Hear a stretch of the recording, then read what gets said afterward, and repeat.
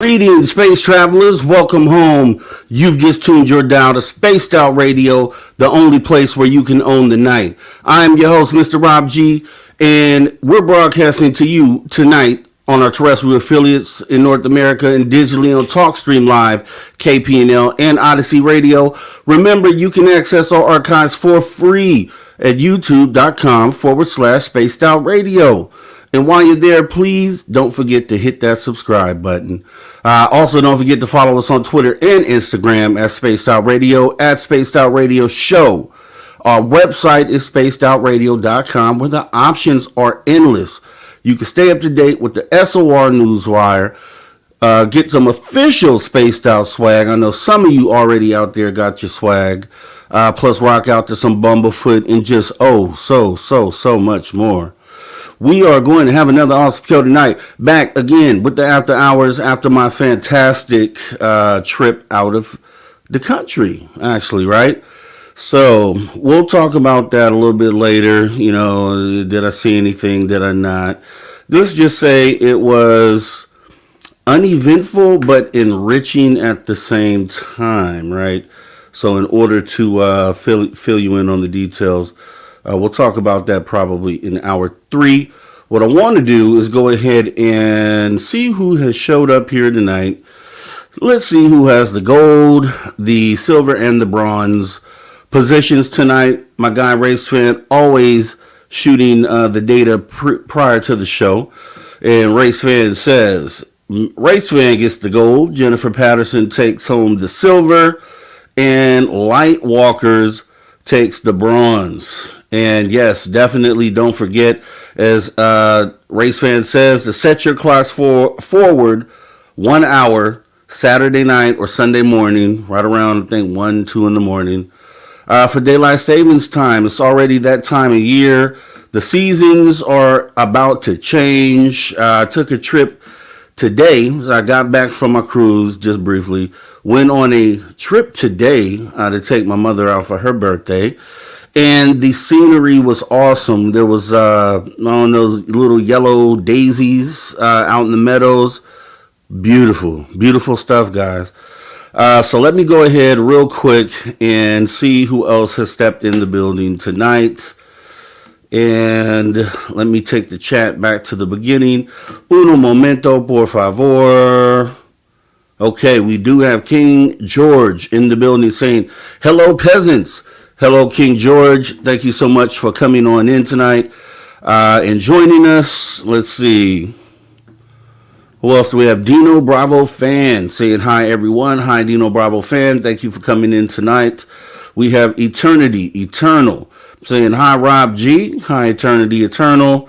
Thank you so much for coming on in tonight on this fantastic Saturday night. Roger Murray dropping some more jewels, some gems on us. What do we have tonight, Roger? March 13th, 1997, 27th anniversary Phoenix Lights UFO incident tomorrow, and it's Roderick Martin's birthday. So my boy Rod, give a shout out to Rod for his birthday, and also the Phoenix Lights. Like, you know, the good friend Tom King was one of the guys who filmed the Phoenix Lights incident. You see, whenever you see them play back that video, good chances you're seeing his video being displayed there. So I'll have to reach out to Tom King and kind of, you know, send some love his way. Also to my guy Roderick Martin for his birthday. All right, let's keep on going here. And thanks for the information, Roger Murray. You always give us some good data to go with, and I appreciate you. We got Ginger Turtle 43 saying happy weekend, everyone. Yes, happy weekend. We're going to have a fantastic time this weekend, just like we always do. Welcome to the show. It says greetings, welcome to the show. Thank you so much for coming on in tonight. Let's see. Okay, we got Cosmic Joe Chronicles with the spaceship, alien head, and the, I don't know what emoji that one is, the third one, but it says sup, and we say what's up right back to you. Cosmic Joe Chronicles. Let's see, who else do we have? Yeah, welcome to the show. Fantastic Aero Report. I've been out of the country for this week, so I'm behind, so I'm gonna have to do some catch up on exactly what's going on there. I did see Courtney, and we'll see that on the SOR Week in Review. So technically, I need the Week in Review, right? So this Week in Review is going to be just as much for me as it is for any of you guys out there who may have missed one of the episodes this week, right? Isn't that ironic? So we got Carl Bittner stepping in saying, hey there, Rob, and all of you spacey after hours spaced out peeps. We love it when Carl Bittner comes through and shows love. Appreciate you for coming in, Carl Bittner. Let's see, who else do we have? Doug Shelby in the building saying, hey there, fellow SOR heads and Captain Rob G. Hope everyone is having a good weekend. And I hope you're having a great weekend, Doug Shelby. Thank you for coming on in, showing some love here on this Saturday night. You could have been anywhere else in the world, but you decided to be here with us, and we appreciate you, man. So thank you. Who else do we have? Okay, I think I see a new name here. Let's go ahead and say what's up to Audacious Amber, saying, hey, okay, hey, thank you for coming in, Audacious Amber. If you are new, we do this here 7 days a week. You got the captain of the Woo Train, Dave Scott, running Monday through Friday, 9 p.m. Pacific until midnight. And then you got me here on the After Hour Show, Saturday and Sunday, 8 p.m. Pacific until 11 p.m. Pacific. You have Jessica Jones, the Cryptid Huntress, right before this show on Sunday. She airs Sunday, 7 p.m. Pacific. So you go watch her, and then when you're done over there, you click right on over here to the After Hours, and we just keep it going 7 days a week. Sometimes, you know, try to make it 365, but things happen, you know. Thank you for coming on in, Audacious Amber, and welcome. Yeah, Philip Blair is right. You break it, you bought it. That's the rule. If you break it, you bought it. Thank you for coming in, Philip Blair, and joining us. We do appreciate you coming in. JSCO77 saying, what's up, folks? Great guy to have a conversation with is JSCO77. If you ever get the chance to do so, I highly recommend it. Really good guy. Let's see, who else do we have tonight? Okay, looks like another new name. Potentially, we got Rick Rar saying, I'm ready. We're ready too, Rick Rar. Thanks for coming in.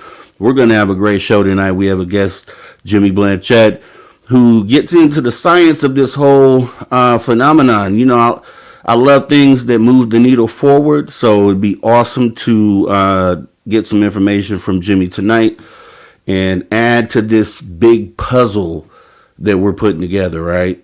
Got to do that. All information is good, or needed, rather. Let's see. We have, Who else do we have here? Gizmo saying, Mr. Rob G, hello with the wavy hand emoji. Thank you, Gizmo, for coming on in. We do appreciate it. And yeah, Doug Shelby, you didn't get fired from the wrench. You remember we just had to dial it back. They're going to hand out more wrenches soon. So I think you'll be getting one back, Doug Shelby, for sure. Let's see. Me Woken stepping in the building with the smiley emoji. That's awesome. Do appreciate you coming on in, Me Woken. And let's see. Dragonfly. Evening Robin. SOR chat. Appreciate you, Dragonfly, for coming on in. We do appreciate it. Let's see. Blue Cruise tuned in. Hey, everybody. We appreciate you being tuned in, Blue Cruise, as we have another awesome after hour show tonight. Let's see. We have Jennifer stepping in with the wavy hand emoji. Susan Alloway has come in saying hello, everyone. Thank you, Susan, for showing up tonight. We have Lori Rosenfeld saying, looking forward to more amazing discoveries from Jimmy.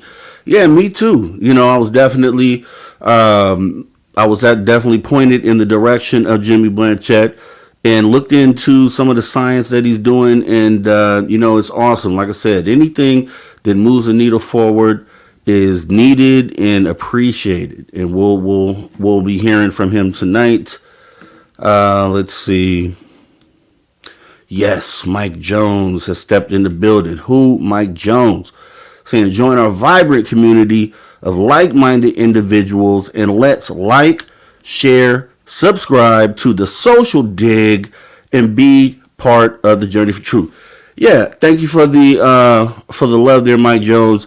We definitely do have real conversations over at the Social Dig. So, we get it in here in the after hours and then we go over to the Social Dig and we continue real conversations. We usually have people come up on stage or we'll present just entertaining information. So if you haven't, please go on over to Social Dig, hit that subscribe button, notification bell, so you know when we go live. Appreciate the love, Mike Jones. Thanks for coming on in. Let's see. Eve Clancy's. Thank you for coming on in saying, hey, y'all. Hey, Eve. Thanks for showing up here tonight. And it's like we're almost down the list. Okay. Looks like we are current.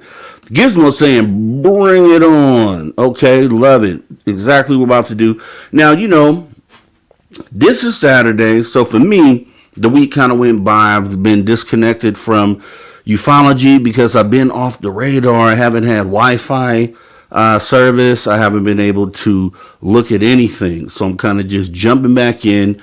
There's some big things it looks like I need to read up on for the week. And we will definitely, I'll definitely be doing that. And maybe we could talk more about that UAP report tomorrow. Let me get a chance to read it and see what's going on there.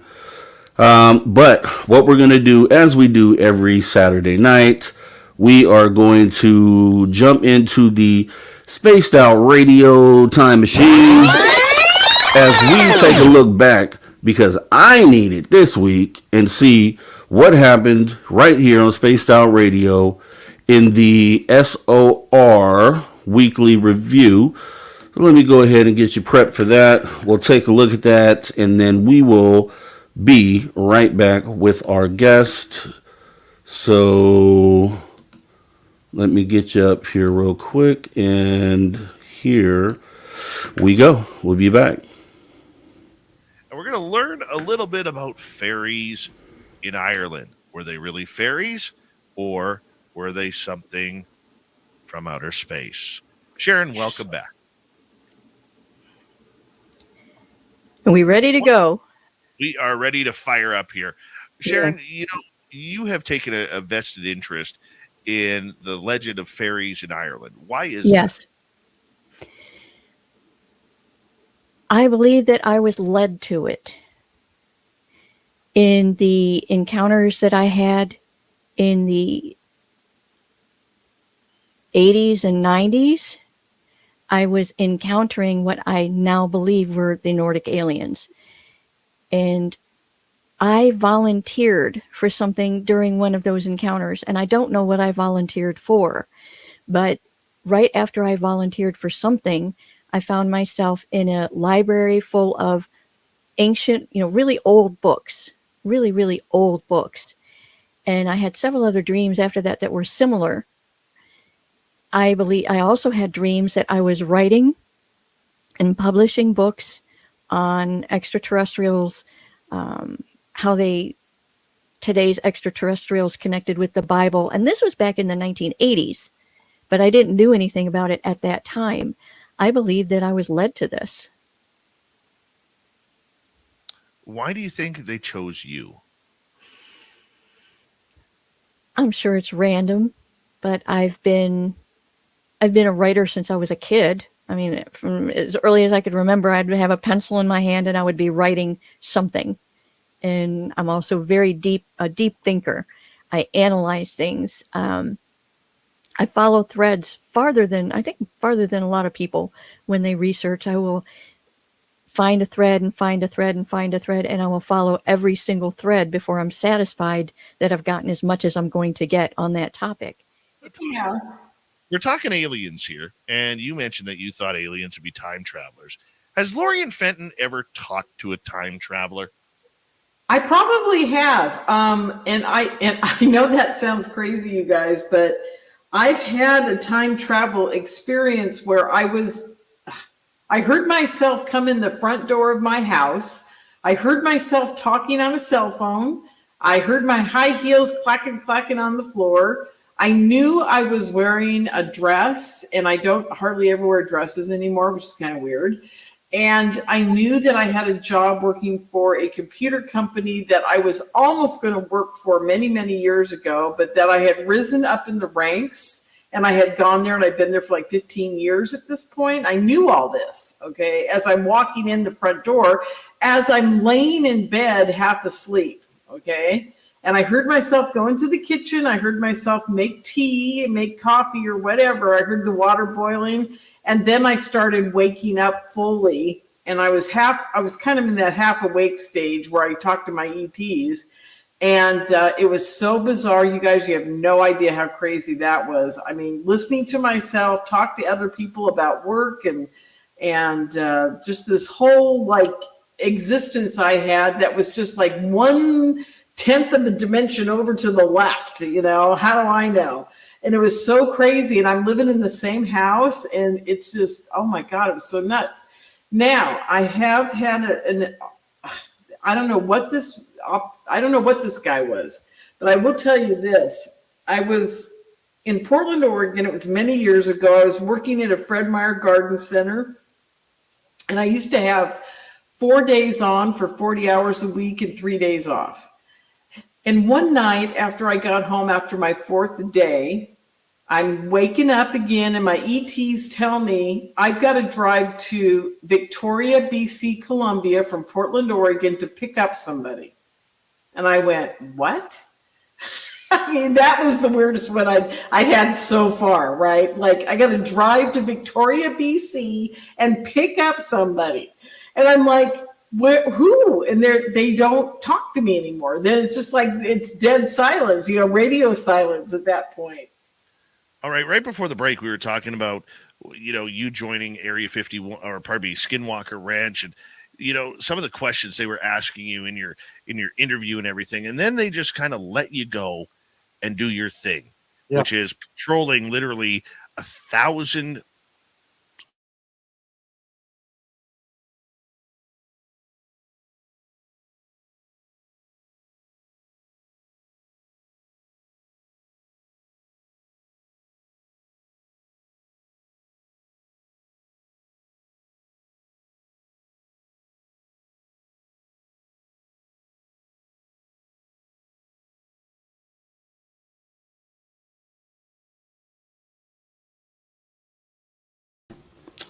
Okay, technical difficulties. Seems like there's something wrong with the RAM on this computer, so we won't be able to complete the SOR weekly review. So let's go ahead and bring it back on in, and that way we can go ahead and just talk to our guest for the night.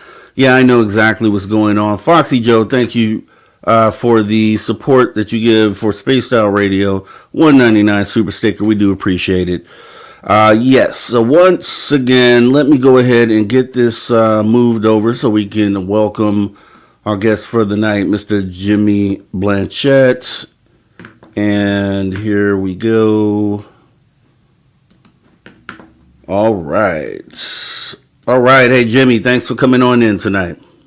Hello, Rob. Good evening. Thank you so much for having me on the show. It's a pleasure. Yeah, definitely, definitely. I put out a list a while back because I wanted to make sure that we brought on the guests that the people wanted to see. Your name came up multiple times. I definitely went ahead and looked into a lot of things that you do. You have something that we'll get into a little later is really interesting and exciting as far as the science that you're doing with the phenomena. But before we kind of dive into that, what I wanted to do was try to get you to go ahead and start from a young age. Like what got you into this field? Kind of what was the interest and what led you to where you're at today? Yeah, no, absolutely. Well, originally, I'm Canadian, right? I'm French Canadian from the province of Quebec. That's where I'm from. I've always been quite interested in the universe. I remember reading astrophysics books, at an early age, and being interested in stars and all this stuff, and climbing on the rooftop of my house at a young age, just to look at the stars. And so, in terms of my background, I'm a scientist. I'm a chemist, and so I've been an amateur radio operator, a licensed amateur radio operator, pretty much all my life. Since childhood, I passed my license at a very young age, and one of my passion was to build antennas, and I've been building antennas pretty much all my life. And so fast forward, and by the way, I do have several slides that I put together. So if you want me to show some Yeah, sure, we flow, could I do can that. do that. So let me maybe share my screen. Let's check it out. Yes. So you may need to give me permission. So share screen. Okay, let's see. Hopefully it's gonna work. All right. Are you able to see my screen? I don't show anything up here yet. Hold on a second. Let me see here. Okay. Window. Okay, got it. I got it. So share sound. Perfect. Okay, there we go. Okay, there we go. So let me know if you can see the slides. No, actually, you have up the StreamYard Studio. So, yeah, when you go to present, let me go ahead and bring this down here. Present, and then it should be, depending on if it's a slide, go to slides. Okay, so let me stop sharing or restart again. So slides, there are slides. Yep. And then from your Computer. computer. Oh, I need to upload the file. Okay, let me do this. It's gonna take a second. Here we go. Yeah, take your time. All right. So it's a 50 megabyte.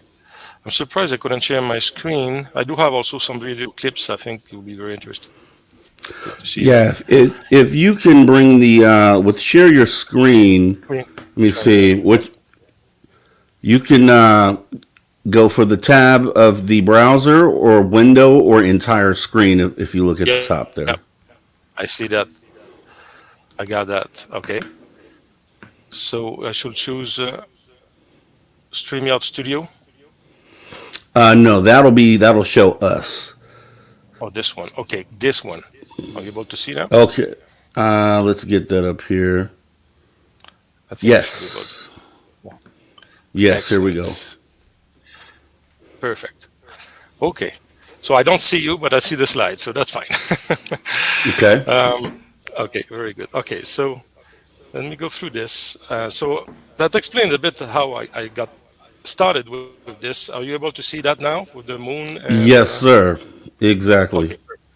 So what I was explaining is um, so I've been an amateur radio operator all my life, a licensed operator, and fast forward in 2013, I became interested in a contact modality called moonbound communication, and this radio communication techniques really consist in using a lot of power with very sophisticated equipment and literally bounce radio waves off the surface of the moon in order to establish a two-way communication here on Earth, right? So with another Mm-hmm. amateur radio station somewhere else on the planet that does the same thing. There are just very few people, obviously, doing this stuff. It's it's a bit a crazy hobby.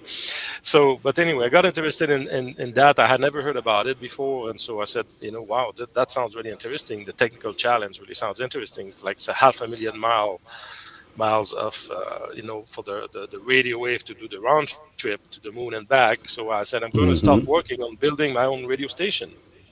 I had already a radio station, but build the antenna system that was required to do this work, and buying the amplifier and so on. So I did that in 2013, and I made my first contact via Moonbounce in May of 2013.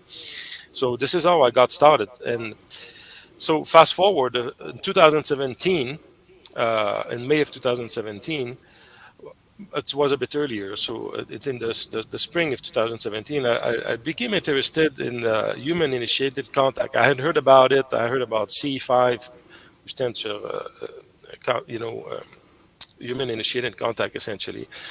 And I said, why not giving it a shot, right? I was very interested. I saw some videos on the internet, and I said that looks really interesting. And since I had been into the universe and very interested in the subject, the UFO and so on, I said I will give it a shot.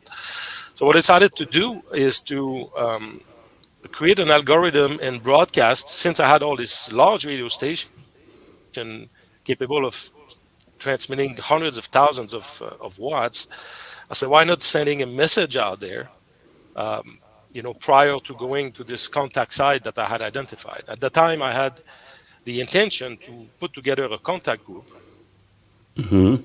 to do C5 because a lot of these folks, do this in group. So I had identified a site where this work would be, I could do this work. And so what I ended up doing is created a binary code message, which contain the latitude and longitude, the coordinates of where I will be at that given night with the time and dates, and I broadcasted this, pretty much throughout the solar system using my large radio station. And actually, I do have the audio and video of that message. Maybe if I can play it, maybe I can give it a shot. Yeah, definitely. Let me see if you can Yeah, hear if you it. share it, I'll bring it up. Are you able to see it and hear it? No, no, we may have to share that separately. Okay. So let me. I probably do. I need to stop sharing to show you the Yeah, audio. stop sharing that and then share the other item. Okay, so let me do this here. Okay, so this is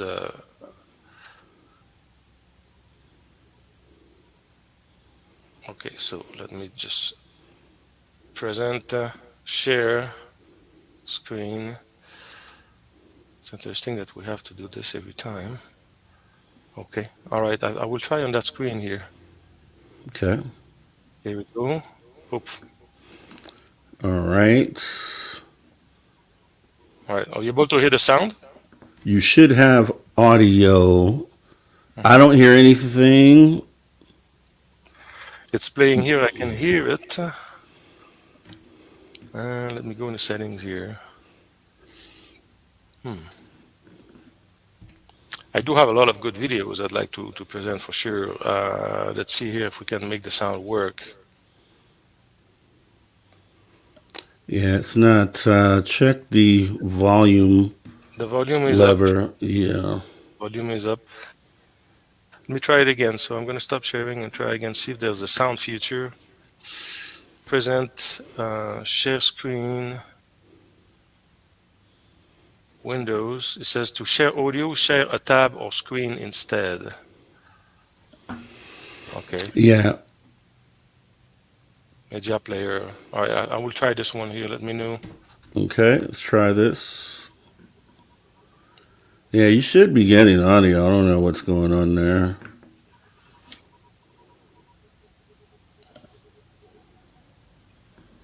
Hmm. Now, let me ask you this: is the because I hear something really faintly? Is it like a digital sort of sound?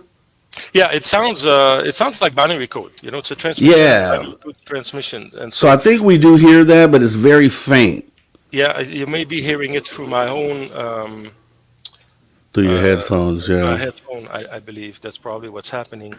Let me try one last time. One last thing here.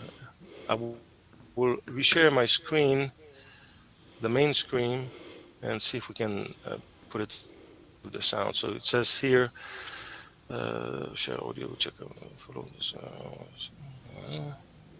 Okay, share screen, Brave tab.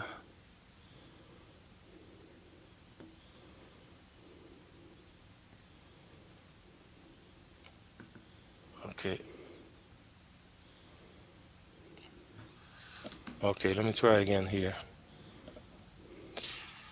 Let me know if you hear the sound. I'm playing now. Yeah, we're just not getting it. Yeah, we're not. I can if it's through your headphones, we can hear that. So I don't know Yep, how that's yep. working, but Can you hear it more like this? yes, there you go. We can hear that. Yeah. All right. So Yes.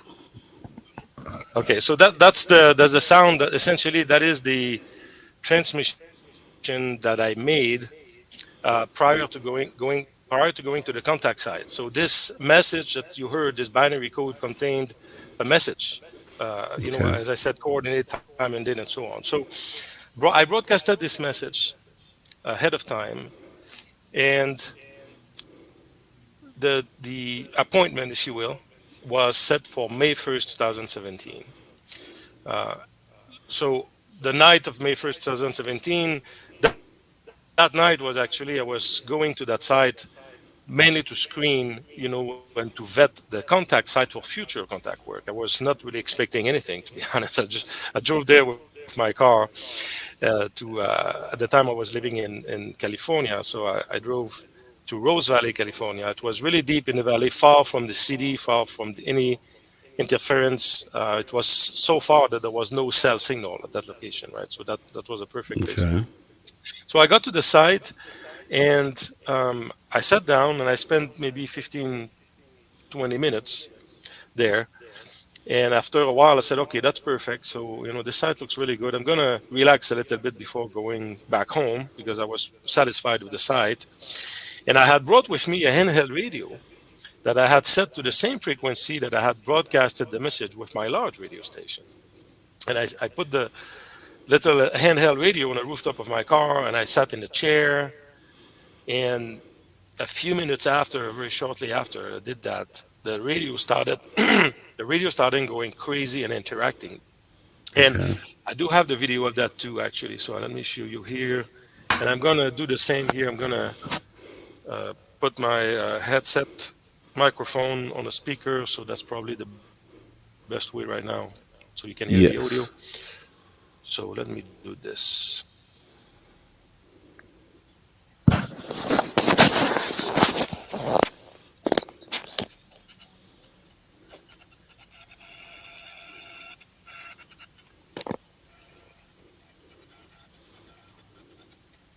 Oh wow.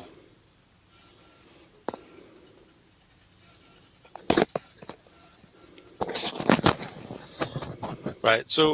So the radio started interacting that way for no good reason. Here I was in the middle of nowhere, very deep into the valley, no cell signal.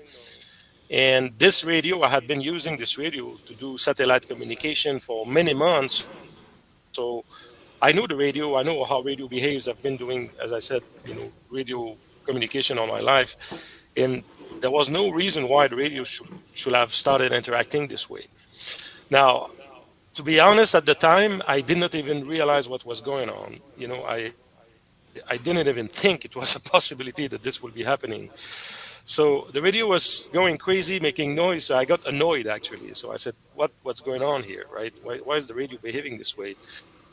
So anyway, I took the radio and packed up everything and went back home. right? And so that's why I ended the night. But I was a bit intrigued. I didn't know why the radio did that. And again, even though I had broadcasted the message days prior and I brought the radio, I just my mind at the time was just not ready to accept that reality. And so I just drove back home.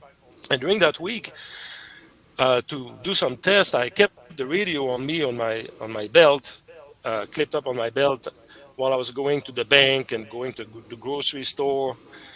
And I was just wanted to see how the radio will behave in town, right? I said, if this, if the radio interacted because of some kind of interference or something, it should happen while I'm in the city, right? But there's Wi-Fi signals and all kind of interferences, Right.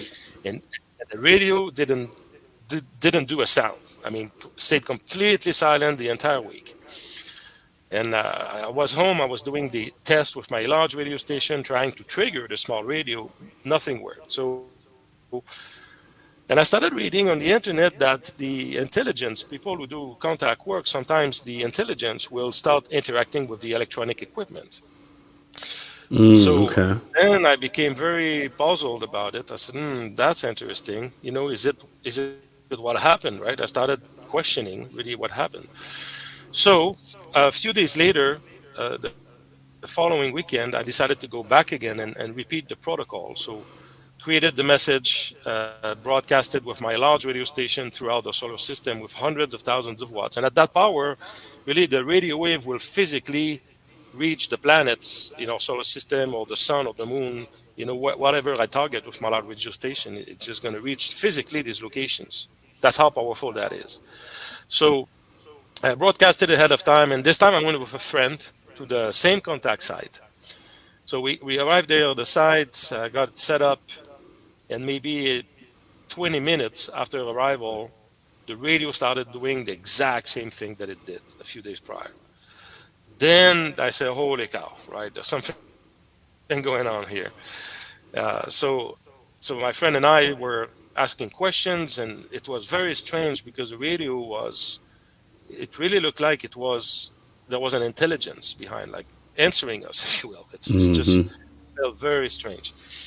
So the story started. So um, it became very apparent that there was clearly an intelligence triggering the electronic of the radio. And then I started having sightings. So what I did, so in the following weekends, I went back again to the site alone, and even though I had the intention to set up a group, for a group, often people don't show up. I just didn't have the time to manage that, so I ended up going up by myself pretty much very regularly, and so following the same protocol, and I started having sightings in the sky, and I purchased a night vision camera at the time, so I could record these sightings, which I have dozens, if not hundreds, of these Is that a recordings. psionics camera you used, or I same have one same now. type? It's a Luna Optics. Luna Optics is even more sensitive at night. It's a Luna Okay. Optics that I use. Now I purchased a Psionics that I have, but it was a Luna Optics at the time. Very sensitive camera. So I have a ton of video recording of these experiences. Yeah, and we can look at that. I want to ask you because I have. It's funny, I was telling you this before, but I have one of those radios too, right? So I was wondering, was this coming through? It looks like it's on the 144 hertz frequency. Is that the same channel that it came on the next time, or was it on a totally separate channel? The It was on the interference. same. So that's what the frequency you see is the frequency I was using to broadcast with my large radio station. So Okay. Okay. Got it. 104.1 megahertz, right? It's Got an it. amateur radio frequency. I'm licensed to do that. So 144.1, and yeah, it stayed. I left the radio essentially tuned to that frequency after that, and that's the frequency they interacted. Now, later on, I realized, Rob, that the intelligence was actually not sending radio waves. So I do have a lot. I do have a lot of sophisticated equipment here at my home, because I've been doing this work all my life. I do have testing equipment, And I realized that the radios are not receiving radio waves. They are being triggered, the electronic is being triggered by some other form of energy, but it's not radio waves. Okay. And when these interactions occurs, I can, for instance, put the radio in a Faraday cage, right, which is designed to not let any radio waves go in or out, and the radio will still interact. Wow. Uh, I do have videos of that that I can show in a minute. Also, I take three radios identical, one next to each other, and again I have videos I can show in a minute here. Three radios set to the same frequency, set to the exact same frequency. These radios are identical, and yet the intelligence will be able to trigger maybe only one of them, or is going to trigger one or two or three, and they will behave completely differently, which is impossible, which is defies the laws of physics, because obviously, if you listen to like an FM radio station with three radios set to the same frequency, you're gonna hear the same radio station, right? They're gonna Yes. play the same music, and yet the intelligence is able to selectively interact with maybe only one of the radio, and typically they're going to interact with the radio that you've been using to transmit, or will trigger the other radios in very different patterns, which completely defies the laws of physics. And I can show a video of that actually. Let me do this now. So let me play this guy here. So what you're going to see here is, and I wish that we could hear the sound. Um, but what you will see is a transmission that I made to the Galactic Federation, and shortly after the transmission, you see what happened with the radio. So let me just remove my headset so you can hear the sound.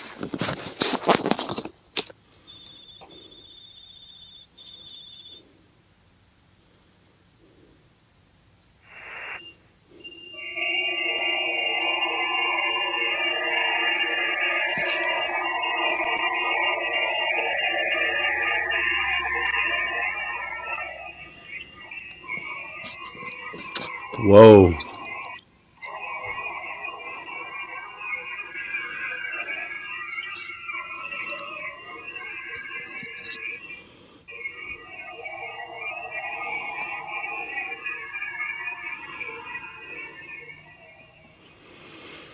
Mm.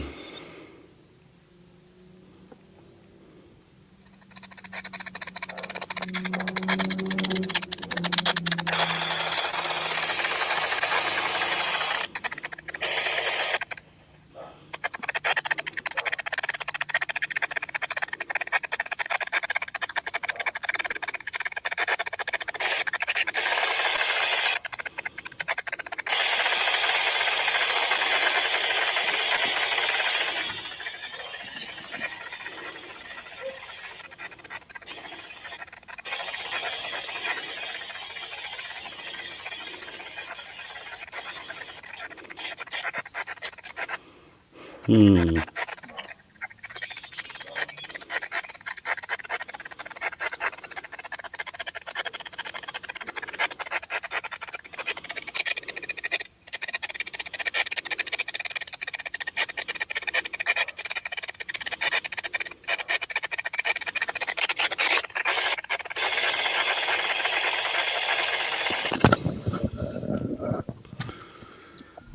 Very, very, very, very strange. Let me ask you this: have you, when this is happening, have you ever tried to broadcast outwards on that frequency? Because it should interrupt what's going on, and then does it continue after you stop your transmission? That's what a question I would ask. I don't Yeah, know if you've tried that. I have tried that. Obviously, if I take one of the radios and transmit, Mm-hmm. the radio wave will kind of overpower all the radios, Override and so that. Yeah. yeah, right. So you're gonna listen. You could hear what I will transmit, but as soon as you stop, the interaction will continue. Right. That's typically what I'm seeing. And what I saw also, what I noticed is that the each radio, interestingly, had some kind of energy signature. Each radio will behave in a very specific way, unique to that radio. Um, I cannot explain why, but clearly me, all what we're seeing here is just completely defying the laws of physics because we see the radio like to the right going so crazy that I could not even Yeah. replicate that. There's no way I could replicate that. It's just some other form of energy clearly that are triggering the radios. And so what I ended up doing afterward is I shared this experience with other C5ers or other people doing this work of human initiated contact and a bunch of people about radio just like just like you did. And they've had amazing experiences and they shared their footage with me of not only the radio but what was happening in the sky as well. um, and this is how this really started, and it's now been used worldwide. I mean, I do have friends and people doing this work that have been doing this work, all from Australia to New Zealand to Europe, and obviously here in the United States. See, I'm about to blow your mind real quick, Jimmy. I just got back from a cruise. Just got back from a cruise, and as anyone who's gone on a cruise knows, you don't use your cell phones on a cruise. So I took two of these and two regular Midland GMRS radios, so we can communicate on the boat. And I can guarantee you one of the nights, because I set up a frequency, GMRS frequency that we were able to communicate on, and I will tell you, being out at sea, no other walkie talkies to interfere. I got something similar to that happened on the channel that we were broadcasting on, and it only happened it only happened one time. But I thought it was really weird, and then now that we're talking about this, I'm wondering if there was some sort of interference because we know USOs are out there, and here's to top it all off. We were at Catalina Island, no BS, which we all know is a UFO hotspot. Yes. So you're kind of compelling me here, man. I'm feeling like maybe I experienced some of the things that you're explaining here. Yeah, well, it's absolutely possible, Rob. I mean, and again, you see, and that was my reaction the first time I had the interaction. I just didn't click, right? It just didn't register. It just felt, impossible. I said probably something else, right? That's our first human reaction to it. But it's absolutely possible that what you got was a reply back, and actually a slide, and I need to explain a bit the physics of it because there's really. Let me show you here. So okay, so this is Jeez, that's your setup? yeah, these are pictures of the antenna system. They are huge. I mean, these Wow. antenna systems are as big as my house and capable. I'm broadcasting on 144.1 megahertz, capable of deploying about 150,000 watts of power, and on 432 megahertz, I'm capable of deploying over a quarter of a million watts. So at that Jeez. power, the radio wave will physically reach, physically the planets in our solar system, the moon or the sun. Uh, my antenna system ended up being made the cover of a magazine back in 2016. It was a very unique design. I published some scientific paper about it. Uh, and what I wanted to show here is that with a single watt of power can reach the moon. And so what I mean by that is just to give an example. In 2014, the China sent a probe to the moon. That's what we see here, and they had equipped their probe with a little vertical antenna and a transmitter with only 1 watt of power. And the probe on its way to the moon and back, that probe was transmitting telemetry, and that's what we see here at the bottom left. And so the amateur radio operator, like myself and many others, were able to detect and decode this telemetry transmitted by this probe. But the reason why I'm mentioning this is that it shows that a single watt of power was able to go from the moon back to Earth, right? And so when we Yeah. transmit with this handheld radios like you have, there's typically this radio will transmit about 4 watts of power, 4 to 8 watts of power. That signal, Rob, will physically go tens of thousands of miles in space and will actually reach the moon and beyond, as crazy Wow. as it sounds. Obviously, on the Earth, the signal doesn't travel that far because you get all these obstacles and mountains, and Yeah. right. So we know we have limitations.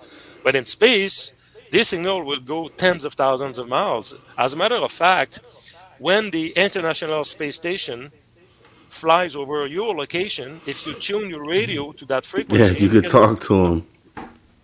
you can talk to them, you're going to hear them. And the International Space Station broadcasts with only a few milliwatts of power, typically half of watt or a Yeah. quarter of 1 watt. That's all it takes. So the point being here is that we have just to imagine that these civilizations that are out there, they probably have very powerful AI, artificial intelligence, capable of detecting any signal being transmitted from Earth, Right. and these signals are analyzed instantly. And if there's any relevance, like let's say if you send a message to invite them for contact, then they will be notified immediately about this AI, and they will, if they decide to do so, they will reply back in kind. They will act upon this request. We can just imagine that their technology does that because our technology can do that already. We have Exactly. just a bunch of spy satellites in space used by NASA and the military that they analyze every signals coming out of this planet. And so we can just analyze that it's totally technically doable, and that's what's Yeah, happening. and we're currently. I mean, if we receive, some sort of incoming frequent or signal on a particular frequency, we're going to transmit back on the same frequency. So it would make sense that that would be the back and forth that would happen. It almost sounds like, and I thought the same thing, and this is wild because I hadn't seen, the type of responses that you were getting there, but when I had the experience on the ship, the way that it almost sounded like a binary or almost, yeah, if you remember the old internet dial-up Yeah, sort of yeah. situation where this is potentially data being transferred. And so, is there a point to where you are working on something to try to decipher the code that's coming through, or how are you looking at that? Oh, that's an interesting question. Actually, um, I did on one of the energy signature, and I have a video of it. Everything I'm talking about, I have all that in videos, and I can share that for sure at some point. But I had a radio that was producing a continuous carrier, and in that interactions, I could detect sounds. So what I ended up doing, I used a spectrum analyzer to identify the frequencies that were embedded in that signal. Mm, And there were eight, what I call the eight tones. There were eight frequencies that were identified by the spectrum analyzer.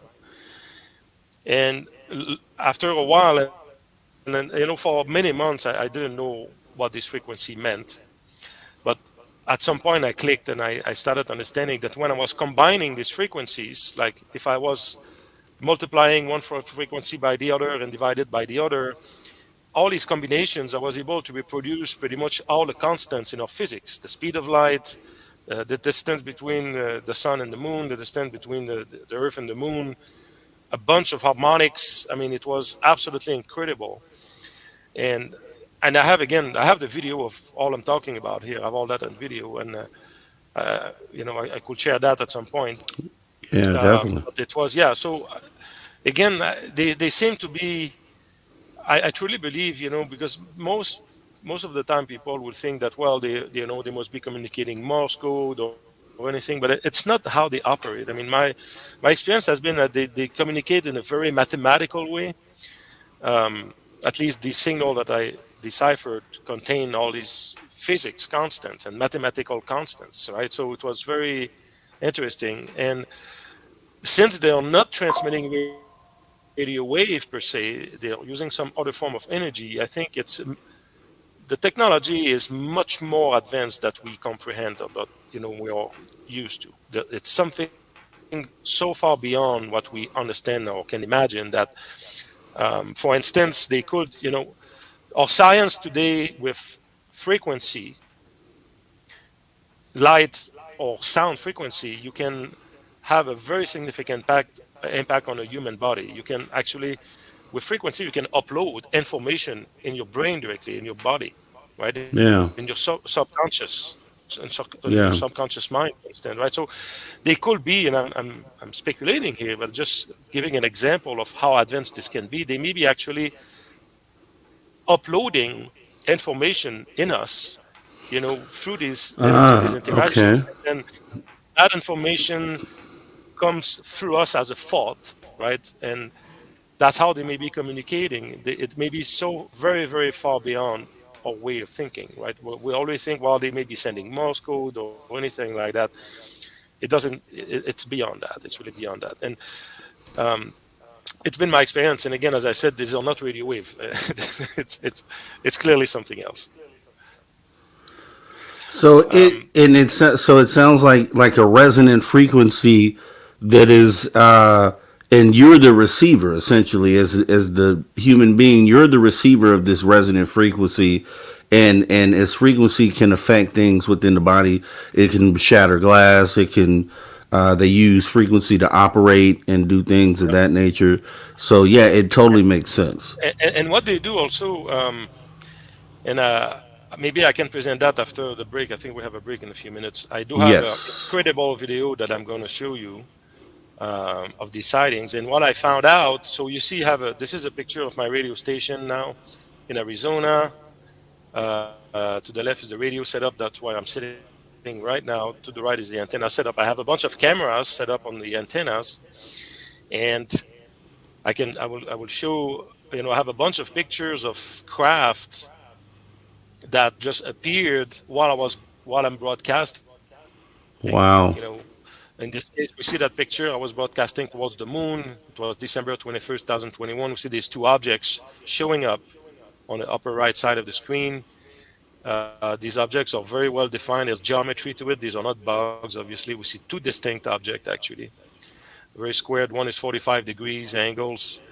I have another one here, this craft that, again, pops right in front of the antenna array during the broadcast. This was a broadcast towards the moon. We see these two UAPs showing up. I have the videos of that. These are screenshots, but I have all the videos of it. Look at this one, a little armada, some kind of.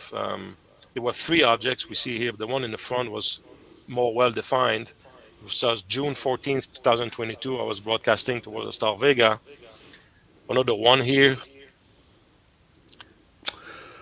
Do you think that's long exposure, or is that thing shaped like that in a it almost looks like a zigzag line almost, right? And I'm asking that because I had in one of my sighting, in one of the Yeah, frames there is something that looks like that, but it was yeah. in the clear blue sky. I mean, this camera. One of the thing here is that this camera system that I use on my antenna array is very low resolution. It's just a regular Okay. security camera. It's not the Cyanix. The Like a problem, ring. the Okay. Cyanix is a fantastic camera. The Cyanix has a very narrow viewing angle, right? You see a very small portion of the sky. So I needed something that sees a much bigger portion of the sky. And so these cameras are good at that. They can show a large portion of the sky, but they are very low resolution. That's why we're seeing some of these zigzags and things like that. Three more objects here. This, you see, this one is interesting. This is a triangular shape. Oh, okay. I need to expand on this one a bit. So I was doing a test, Rob, on that night. It was May 31st, 2022. I was broadcasting on what I call the golden ratio frequency. So if you look on the left side of the screen, 161.8 hertz. We probably have heard of this signal at the Skinwalker Ranch, this 1.6 gigahertz, right? Yes. Right. Yes. So 1.6 gigahertz. So I was essentially using a harmonic of that frequency. So instead of 1.6 gigahertz, I was broadcasting on 161.8 hertz, but it's just an harmonics, right? It's a power. So I was broadcasting this frequency to see if this will trigger some kind of reaction.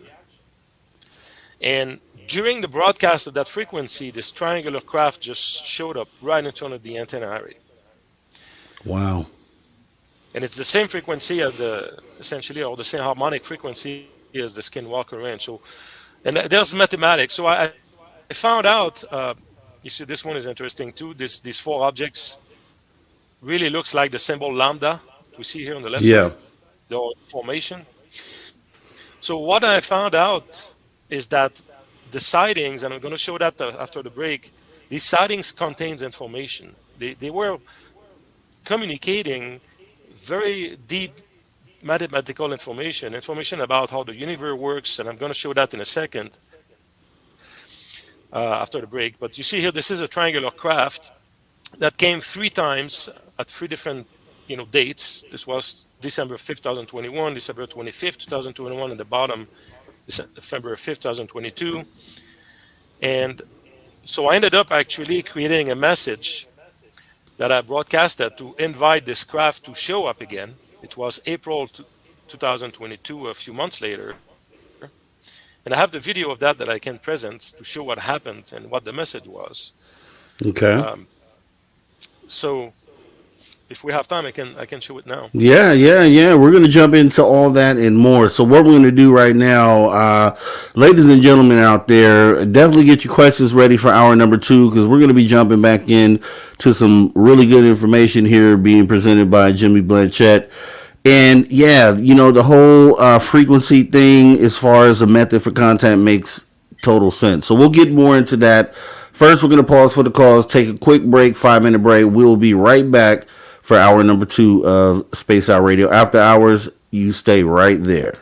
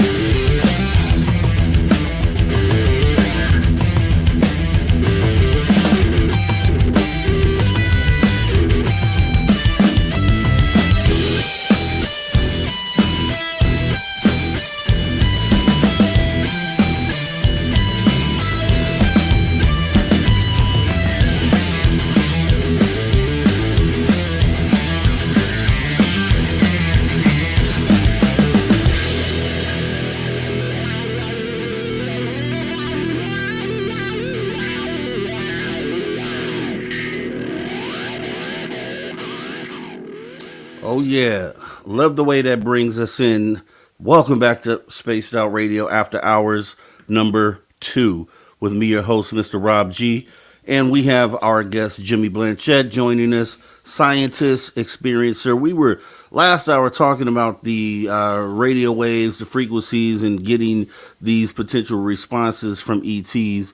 I wanted to ask you this, Jimmy. So we know, well, we think we know SETI is supposed to be set up to listen for, extraterrestrial signals. Do you think, because it would appear that if they're transmitting this way, that this is something they should be able to pick up? Do you feel like they obviously know that this is going on and that this is being transmitted and it's just something that they are not wanting to share with the public? Or what do you think about SETI's involvement in this whole experience? Good question. I mean, it seems very. If anyone who takes time to study this field, the UFO field, seriously, it's very clear that the governments have known this for decades, and NASA has been known there's a presence out there for decades as well. Since the 30s and 40s, really. And I'm 100% certain that they know about it. And these programs used to be more, you know, a front face and to drive people to look in the wrong direction, right? And I'm 100% convinced that they know it's real, and there's so much evidence. I mean, there's so much video evidence. There's so much material out there that shows that it's real. There's a presence out there. I mean, even the military admits it now. I mean, it's in the Congress, right? So they know about it. And so that's my answer to it, really. I'm convinced that they know about it. They probably had themselves many interactions and a lot of evidence, but they've kept the public in the dark. I mean, it's pretty evident. I mean, the reason why I asked that is because I think, you have Seth Shostak who goes on the air and he talks about how they haven't heard anything, there isn't anything going on here. But it would make sense that they would be transmitting the frequency. If not the ones that are visiting here now, something from somewhere out there would have to be transmitting something.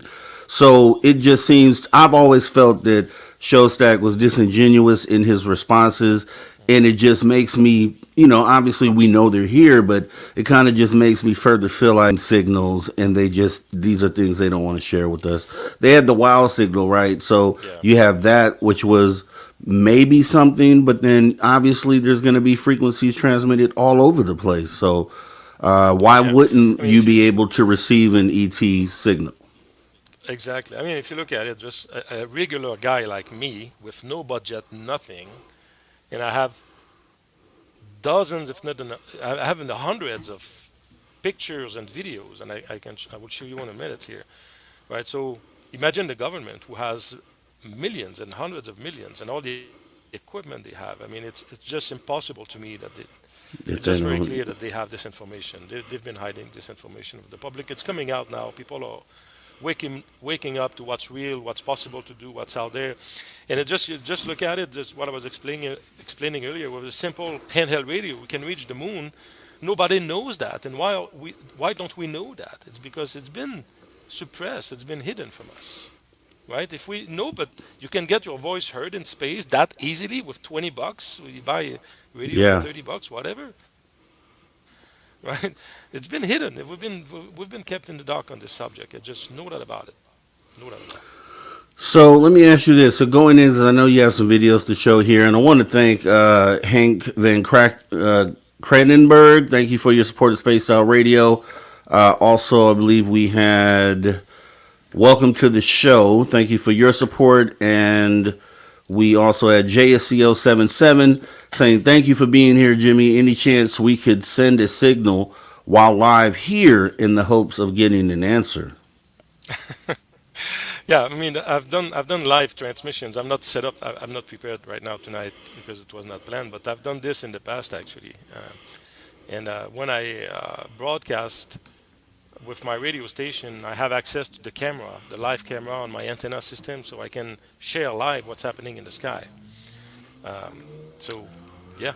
So I was going to ask you, have you, because I know you mentioned CE5 earlier, And you also mentioned something that I plan on doing this year, which is getting a bunch of CE5 specialists together to see if there's some way they could call something in. So I would want to know, have you tried to align the science that you have here with a CE5 specialist to see if maybe if when they try to call something in, maybe a frequency kicks up at that point? Have you tried anything like that? Oh, excellent question. So, I mean, what I've been doing for all these years since my first experience in 2017, I have for free, because I don't want to make money with this. This, for me, I do it with passion.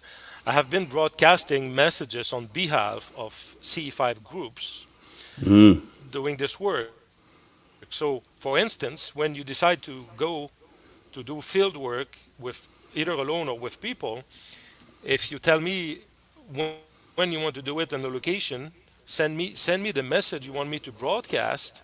Like you're gonna say, okay, I'm gonna be at that location. You give me the latitude and longitude. You can get that with Google Earth really easily on that date at that time, and you can even give me the frequency. You're gonna have your radio tuned in, and I can broadcast that with my large radio station throughout the solar system ahead of times, a few days or a few weeks prior.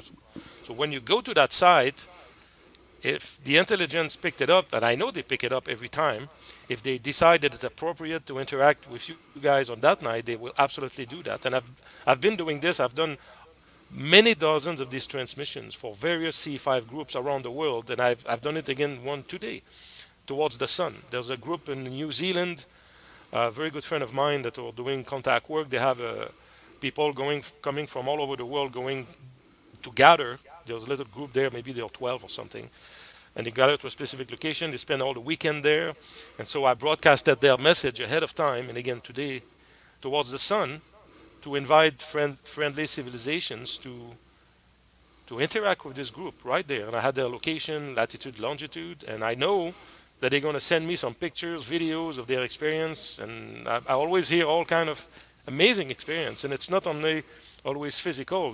There's a lot of stuff that's very high strangeness and things more related to consciousness, and people get out of body experience. I mean, you get the full spectrum of experiences that's possible, depending on how people are ready and what they want to do and what they're willing to experience. But yeah, when you want to do it, Rob, just let me know.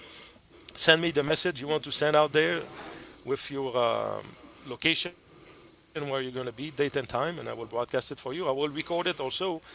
At the time I'm going to be broadcasting it in this, during the night. I will record physically when I broadcast. So if there's a manifestation, there are often manifestation pictures here that gives you. I'll give that to you if you want to try that. Yeah, that would be awesome. And actually, I was going to end up trying this in Reno. We have an event coming up in May 10th through 12th. And on Saturday night, Melinda Leslie is doing a UFO Skywatch. And so we're going to have CE5 people there. And I want to see if we could do it. So maybe we could set something up for then. Actually, I do a live show that Friday. And maybe we can link back up at that time, and I can have you on during that hour, and we can kind of work it into that weekend. So that might be something we could definitely do. And Eve Clancy, just so you know, I do have your question. I did save it. Anybody else that's asking questions, please put them in caps, and I'll be asking those at the second half of this hour. Also, Brown Dwarf, I know you're getting into CE5, and he's saying, just try CE5 yourself, Rob G. Let me tell you real quick, Brown Dwarf. On this cruise, I told you guys before, this is the second time I've been out there, and I go. Last time I was there, I went out on the deck at night, pitch black dark, and I was hoping to see something. This time, first time I didn't. This time I saw little red white lights out in the distance, and I'm not going to say those were extraterrestrial. Those easily could have been regular aircraft, but I did. I sat there on the deck, and I attempted what I thought from talking to people, meditating, and kind of seeing if I could get to a place where I could call something in. And so I did try that, Brown Dwarf, but I was unsuccessful. So maybe I'm just not doing it right. Maybe it's something I need to practice, but Yeah, I mean, I definitely did. So just want to let you know, And, Brown Door. and the other thing I can do also for you, Rob, is if you send me a general message, that you want to communicate with your frequency that your radio is tuned on. I will encode. I will take that message and create the same kind of code, binary code, or I use a special algorithm. I will encode your message into an audio file, an MP3 file. I will send back to you. So what all you're gonna have to do is to take your iPhone or phone, play that audio message as you're transmitting with your Mm, radio, and that message will be decoded. And so if you're asking for contact in that message, then you may absolutely get a return on your radio. They're going to interact back. And I've done this many times with many people, and that's something that really works actually. Many success that stories on that. sounds actually really good. I think we should definitely do that. That's for sure. And then I can actually film that whole thing and we can present it. And yeah, that would be awesome, Jimmy. Let's definitely do that. Now, let me ask you this. So, because it would make sense after talking about this to, okay, so there's a group of people who say, and actually people, Tim Gallaudet is in person as well, who came out and said that the government is potentially actually in contact, direct contact with these extraterrestrials. So then I would go a step further, because when someone says that, you're thinking, okay, they're sitting at a table talking to each other, back and forth conversation, whereas maybe the conversation is happening through these frequency broadcasts, and potentially, which is why it would make sense they would keep that part of it a secret. Say, hey, we're not hearing anything. We put, all these messages out there, but they're actually contacting each other back and forth through these frequencies. That would be crazy, because then that would make sense as far as that whole theory of the government is talking to them. Because you would ask, why would they pick the government specifically? But if the government is the one initiating contact through these frequencies, then it would make total sense why they would be in contact with each other. So that's kind of mind blowing. Yeah, it's really mind blowing. By the way, Rob, during the break, I was able to figure out how to get the sound going. So Oh, nice. Okay. I, we need to use Chrome, and so I set it up. So when we play the video, it should work out. It should work out well this time. Okay. And Damien K is saying guest sound is way too low. I don't hear it as being low, but I don't know if you wouldn't mind bumping up the mic just a little bit, maybe. Yeah, I think it was pretty much max. I can let me look at it again. Yeah, I think it's set up to the max. Yep. Okay, great. All right, Aloha Dave. Thank you so much for your support of Spaced Out Radio. It's Aloha Dave says, I live in Ensenada. We see strange stuff almost every night. I'm sorry you missed them. Yeah, okay. So I was in Ensenada, a couple days ago. They had a rainstorm pass through there. So I think that was part of it. But those lights were strange. I'm not going to say they weren't.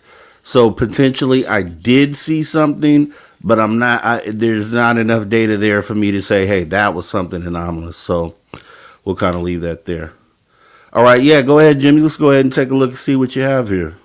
All right. So I will show you a couple of videos here, and that these two videos I'm going to show is examples of information that they are communicating through these sightings.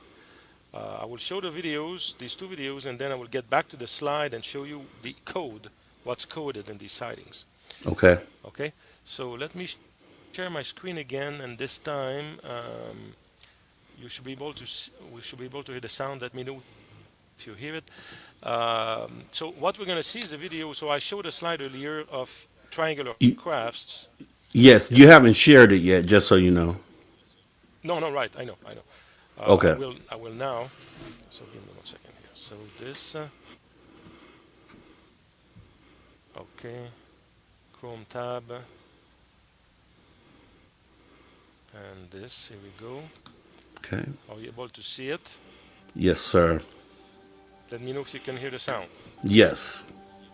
Excellent. So let me explain a bit what we're going to see here. So this triangular craft had showed up at my location during transmission, and I recorded, the videos of these craft 3 times.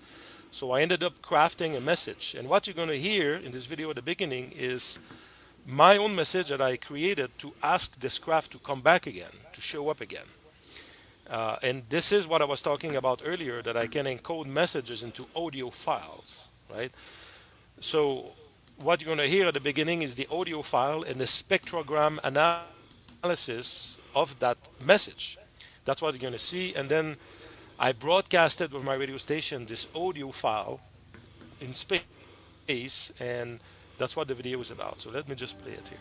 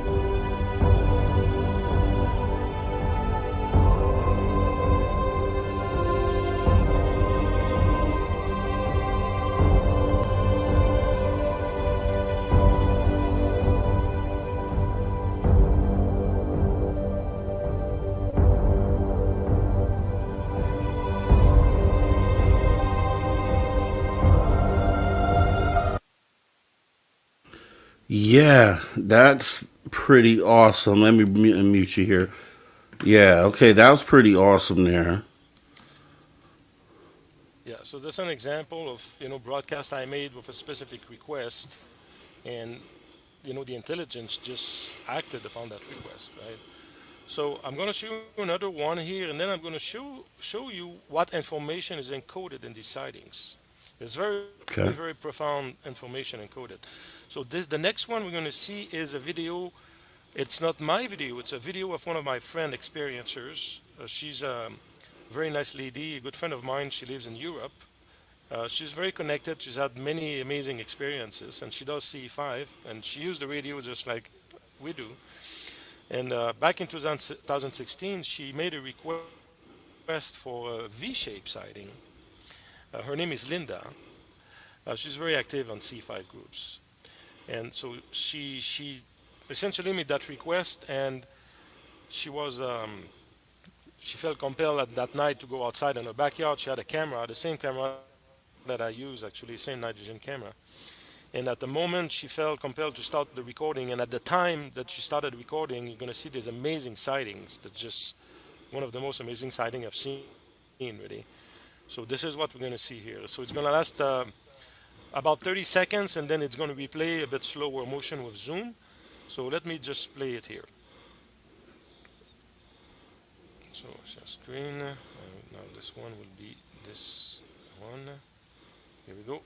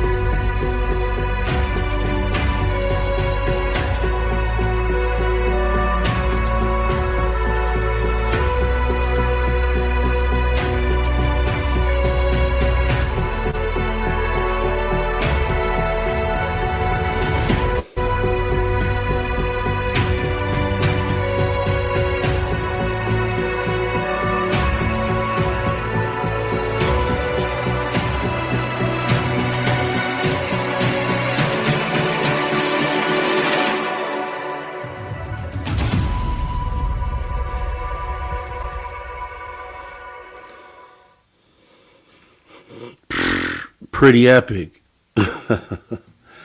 That's pretty epic. That looked like my sighting. I have a sighting where this is in broad daylight, and I have these round spheres with these black objects sticking out of them, and they were doing the same V formation and moving, mingling within and out of each other too. So I would love to show you at some point my sighting. Those two things I think might be the same thing. Oh, that's awesome. Yeah, we love to see that. I have actually another one I'd like to show video. It's a bit a compilation of various sightings. I think the audience will enjoy this one, maybe 5 minutes. And then after that, I will show you the information encoded in these sightings, if you will. That all right? Yes, All right, let's do this. definitely. So, Let's go. all right, so the first one you will see is another transmission I made. I was requesting specifically for a daytime sighting this time. So it's not going to be at night. It's going to be plain daytime, 12 p.m. in the afternoon. I had made a request for a sighting at a specific location. I had again indicated coordinate times and dates in the message, and this craft was there ahead above me, and it stayed there for over an hour and a half, and that's what we're going to see. And following that, there are a few more miscellaneous experience I've had with sightings. So it's about 5 minutes video, and then I will show the information encoded in these. That's all right. So let me Yes, just sir. do this.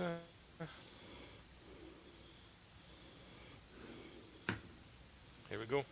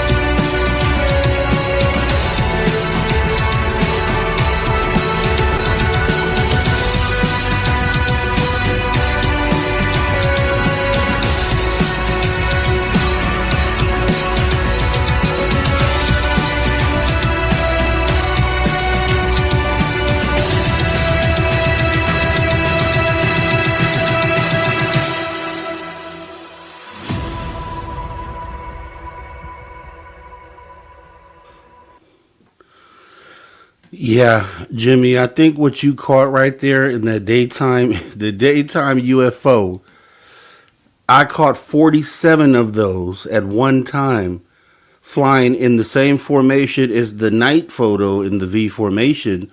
It's the same object you just captured in the daytime photo. 47 of those at one time.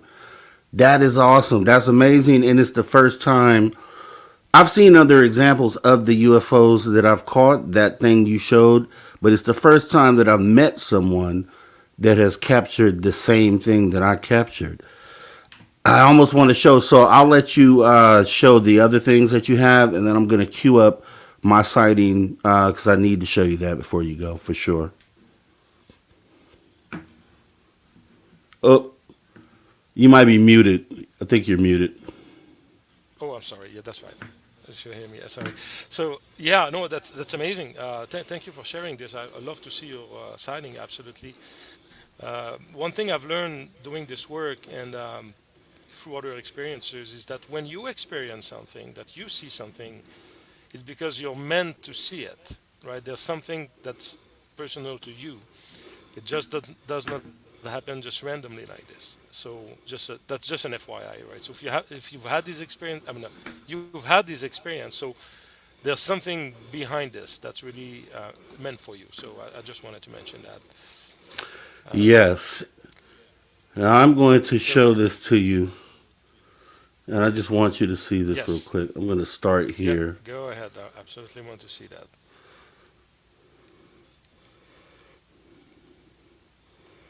Okay, let me cue this up here. Okay, let me share.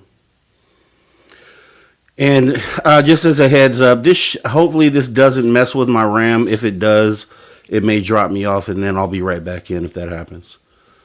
Let's see.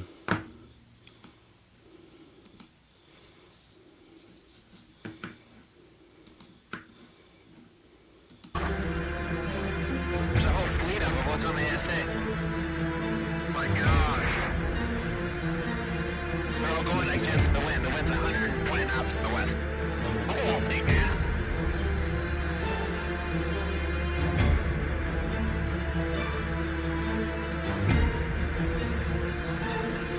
That's not LNS though, is it? It's not. That is LNS, man.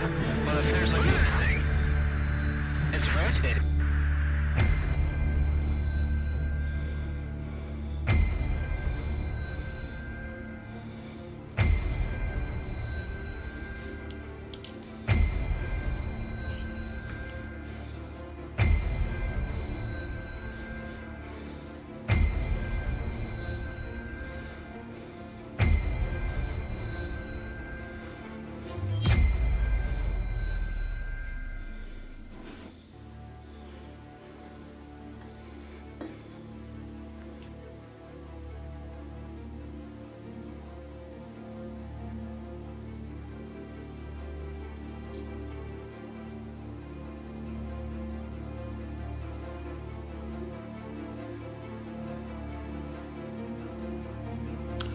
Okay, and then here goes my sighting coming up. All right.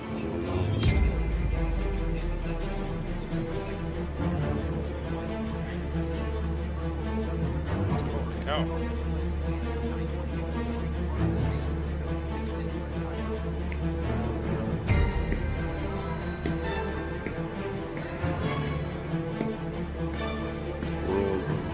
They birds, y'all think?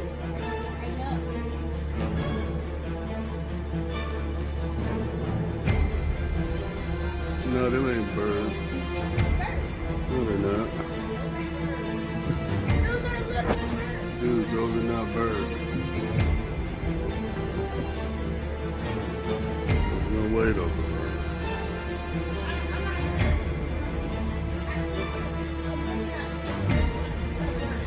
Where they go? Can't see. They're birds. I don't care what you say. They're birds. Okay. All right, Kiara. Where? Where? Exactly. If they're birds, where they go, Kiari?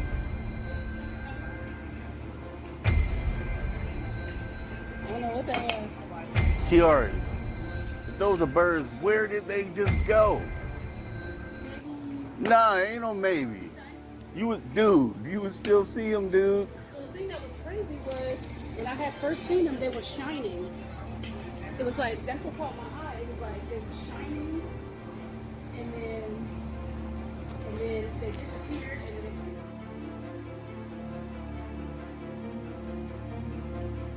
then Now here's what they look like up close.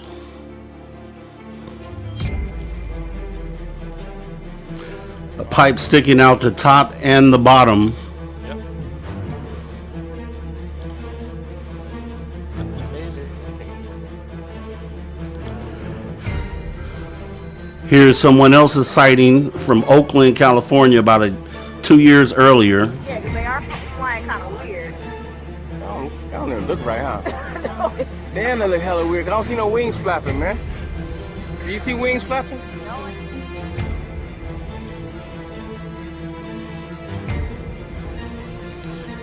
This is someone else that was reported 1 day after my sighting, 2 states over.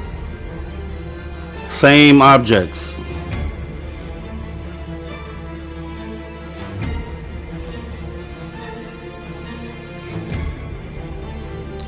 These are not birds.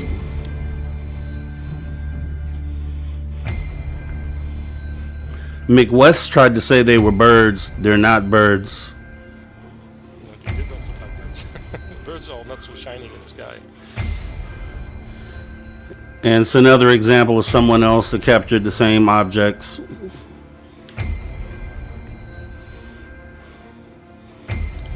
They have shapes to it too.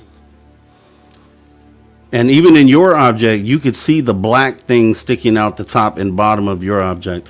But this is, it's going to show my sighting again, so you can see that again. Yep.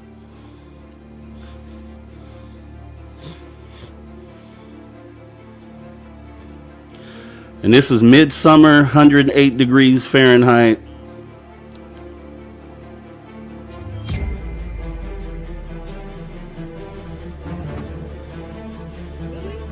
No clouds in the sky. And they disappeared completely. Welcome to the show. It doesn't describe how they disappear. And you should be able to hear them as well. But they disappear completely.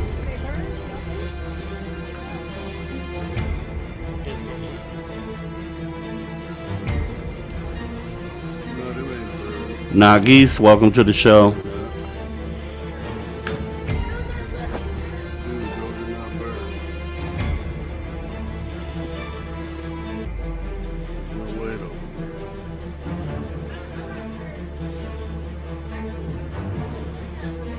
So I caught them right there. A second later, they're gone. they're birds. Okay. All right, Kiara. Where?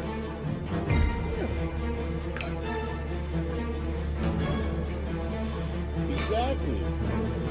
They're birds where they go, Kiara.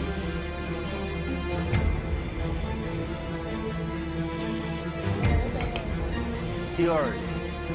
Those are birds. Where did they just go? Nah, ain't no maybe. You would still see them, dude.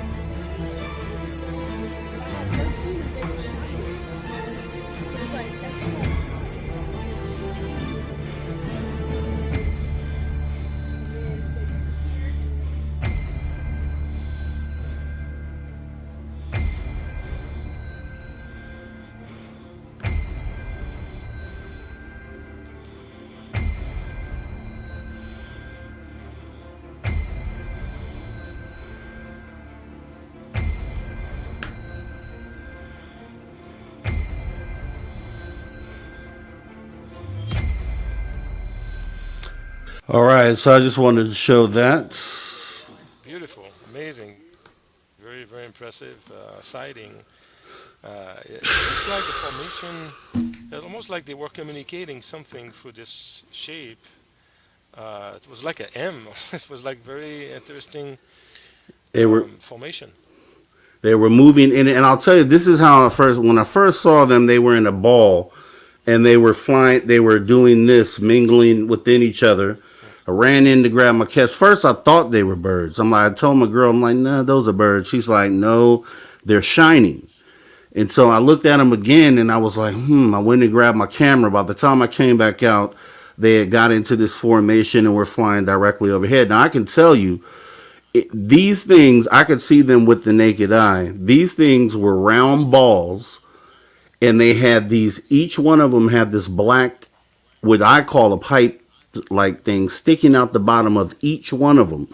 And they were just floating overhead, and I'm sitting there looking at them like, what in the world is that?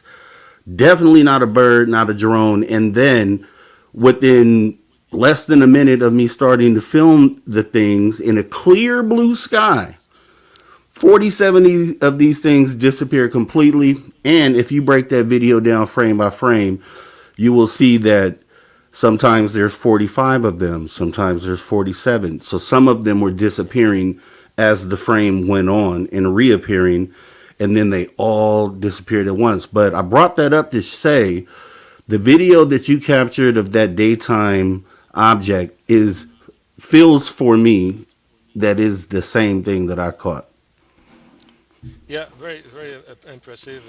And yeah, when it shine like this during daytime, it's just not. Birds don't shine that much.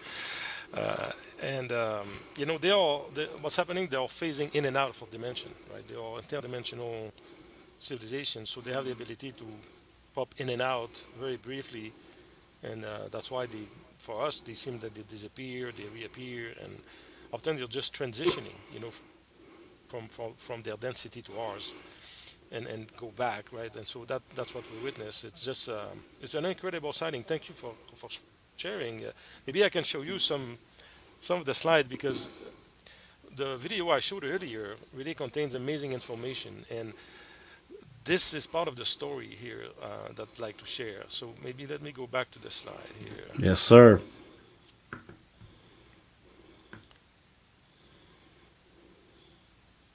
Right. Okay, so you see the slides? Okay. Yes.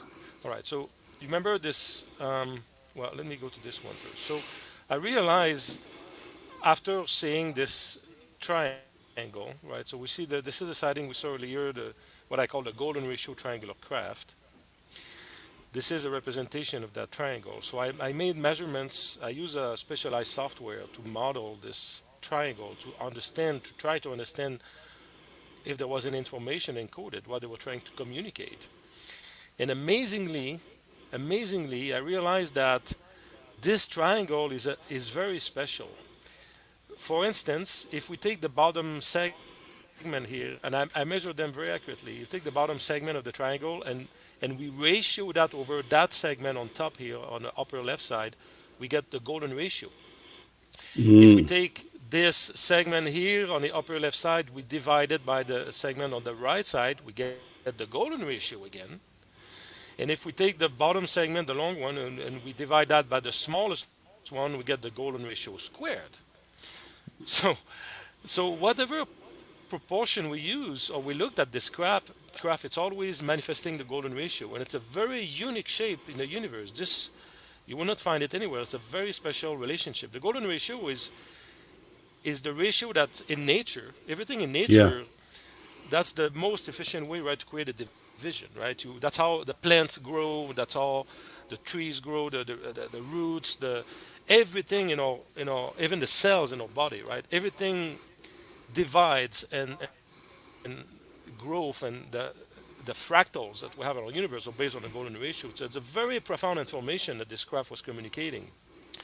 Moreover, amazingly, then I use again with the software to analyze this shape. I realized that this angle to the left side was exactly 400.32 degrees.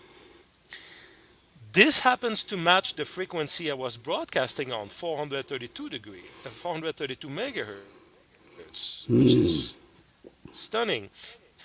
And on the right side, the angle is 6.94 degrees.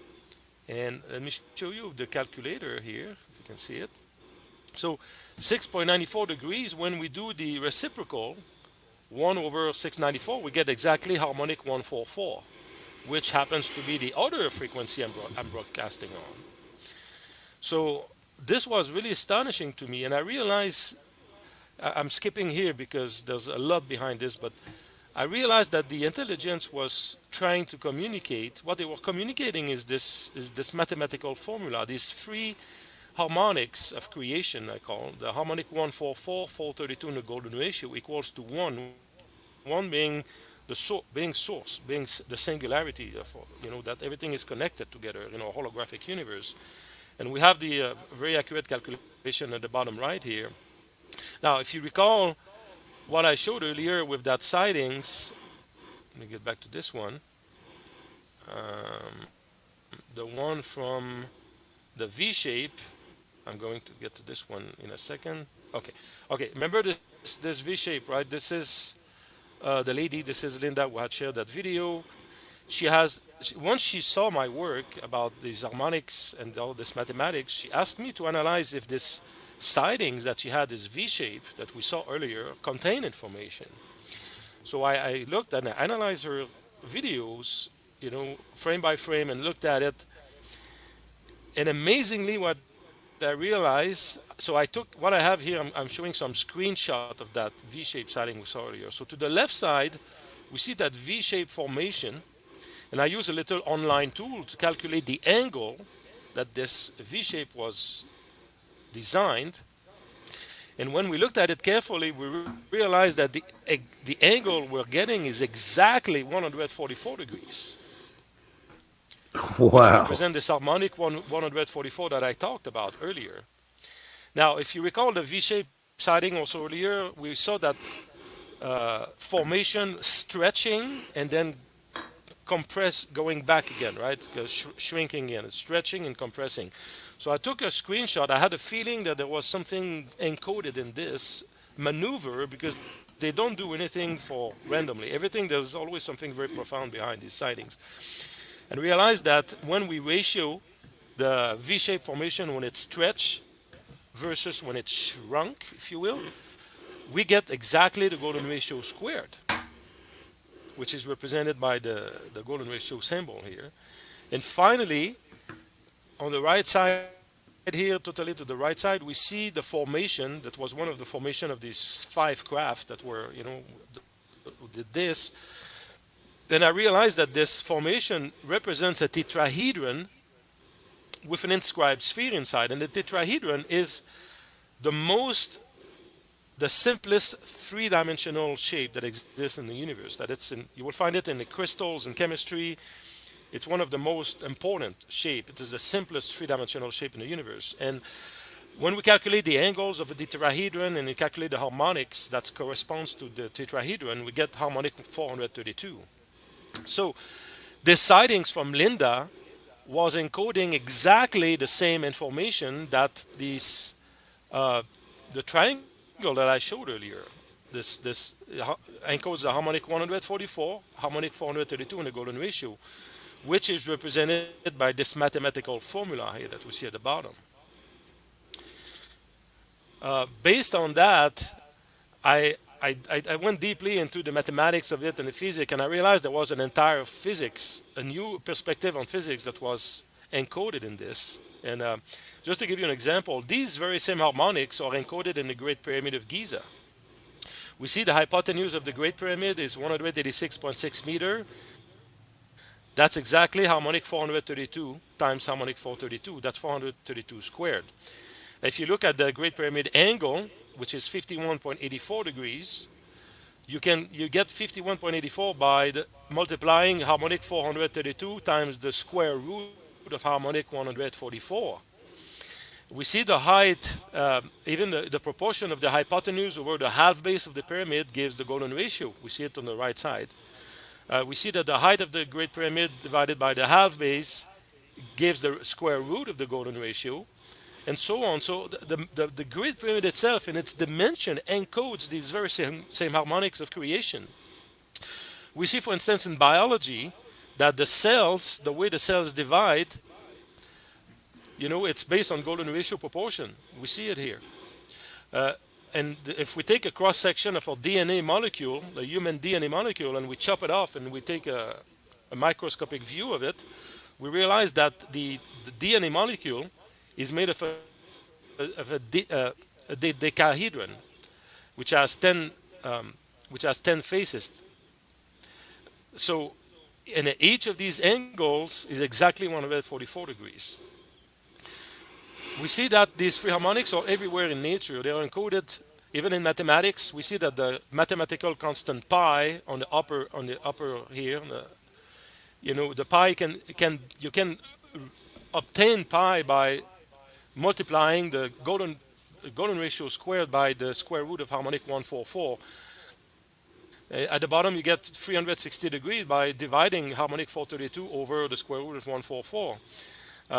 The third one, if you multiply the harmonic 432 by the square root of 144, you get the Great Pyramid angle. And at the bottom, you get the precession of the equinox.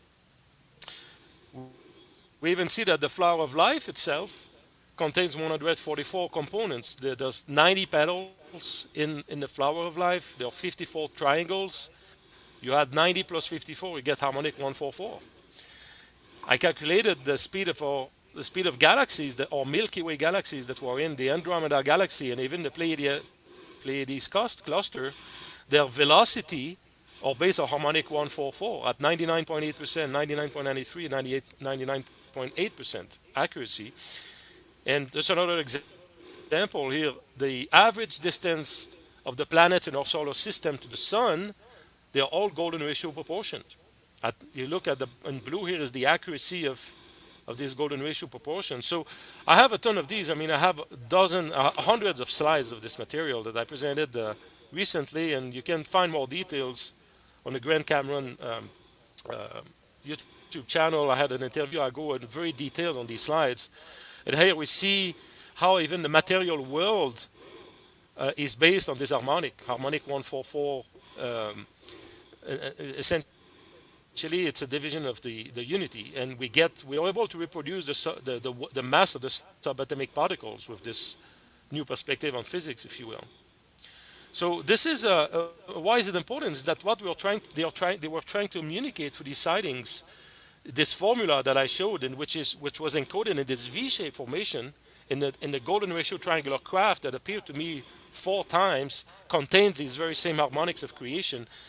Once we understand this new perspective on physics, we can develop healing technologies. We can tap into the free energy of the Earth, develop space travel, anti-gravity, and better understand telepathy. Because even our brain wave, the frequency of our brain wave and the Schumann resonance, is tuned to these harmonics. So this ends my presentation here, but I wanted to show some of my recent work and how this information, essentially these sightings that we see in these experience contains information. And I believe probably, Rob, that the sightings that you had, these 47 objects, seem to have geometrical shape to it, or they were making different shapes, just like the V-shaped formation was moving, right? And they were creating all these shapes that we saw in the slide, that these different shapes that they were producing contains very, very important information about our universe. Like they are putting right in front of our face the keys to the universe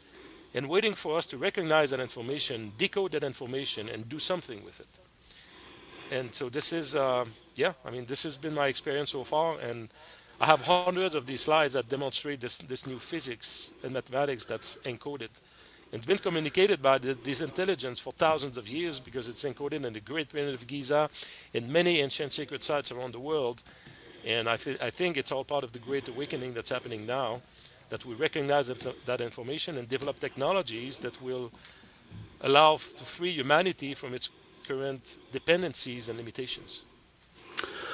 That is totally awesome, Jimmy. If you could check the private chat real quick, just want to see, because I know we ran right up on the end of the second hour here. How do you feel about that? Yeah, to stay a bit longer, is that what you're asking, Rob? Yeah, because I know there was a couple of questions out there. Okay. Okay, awesome, awesome. I'm really intrigued by this because I think the golden ratio plays a part in it. Does it plays a part in everything that's living that we know of? We also know that that there have been the representation of the golden ratio even in the what are those in the field, the crop circles, right? So we've Yeah, even absolutely. seen the golden ratio represented there as well. So what we're going to do, Jimmy has been so gracious as to give us some more of his time. We're going to go ahead and take another quick break here. Get ready for after hour number 3 right here on Spaced Out Radio. We will be right back.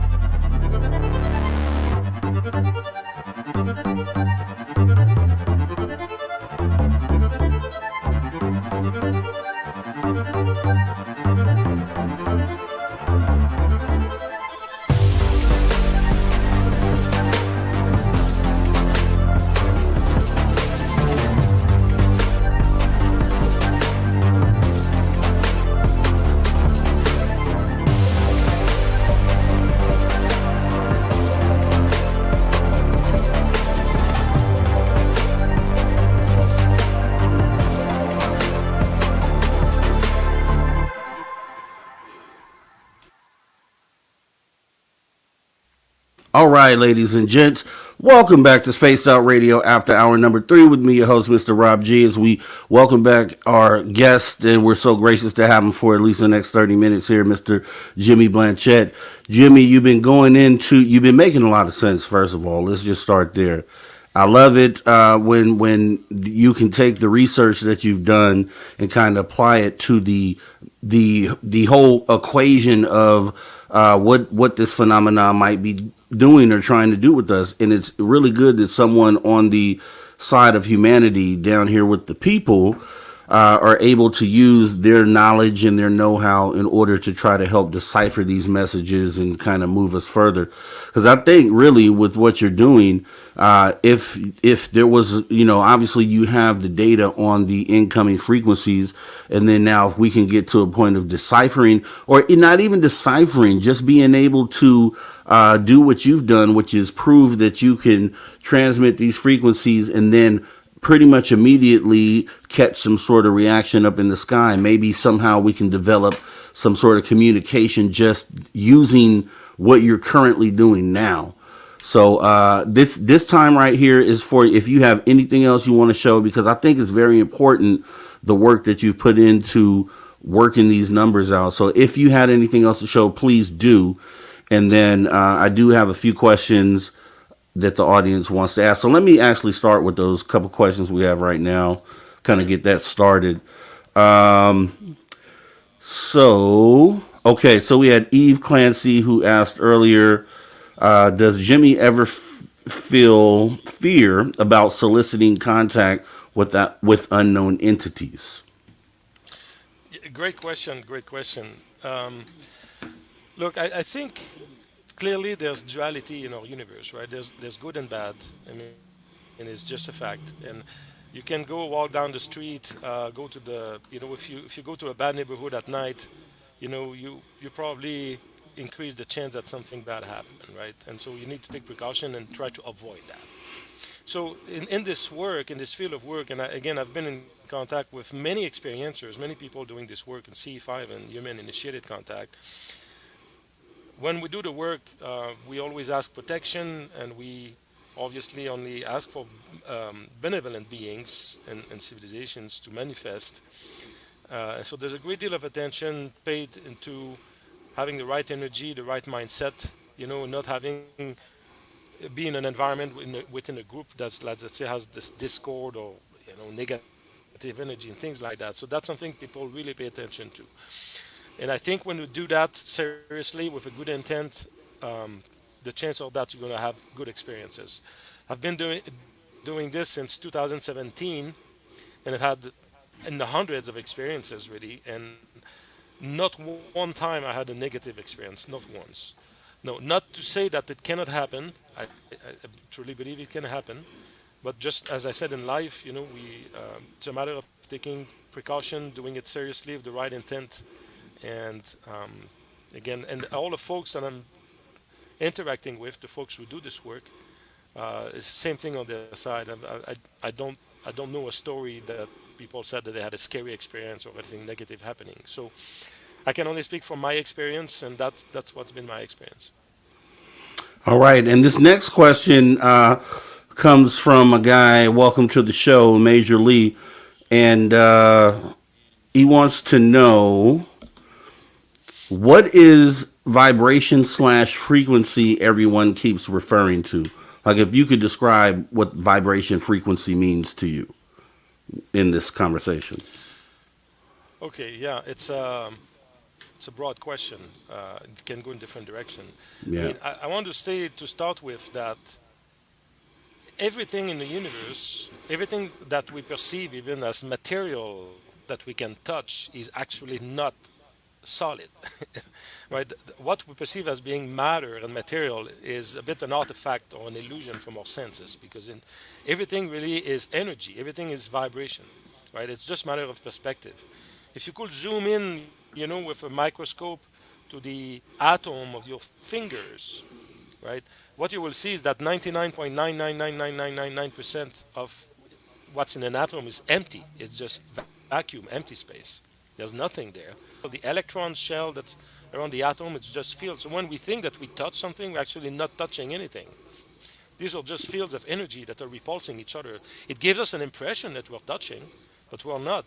Similarly, when we feel heat, for instance, right? If you feel something is hot and it's heat, what is heat? I mean, heat is actually just infrared radiation, right? It's again vibration, it's frequency. At a certain frequency, we feel that it's heat, right? At a different frequency, with our eyes, we see colors.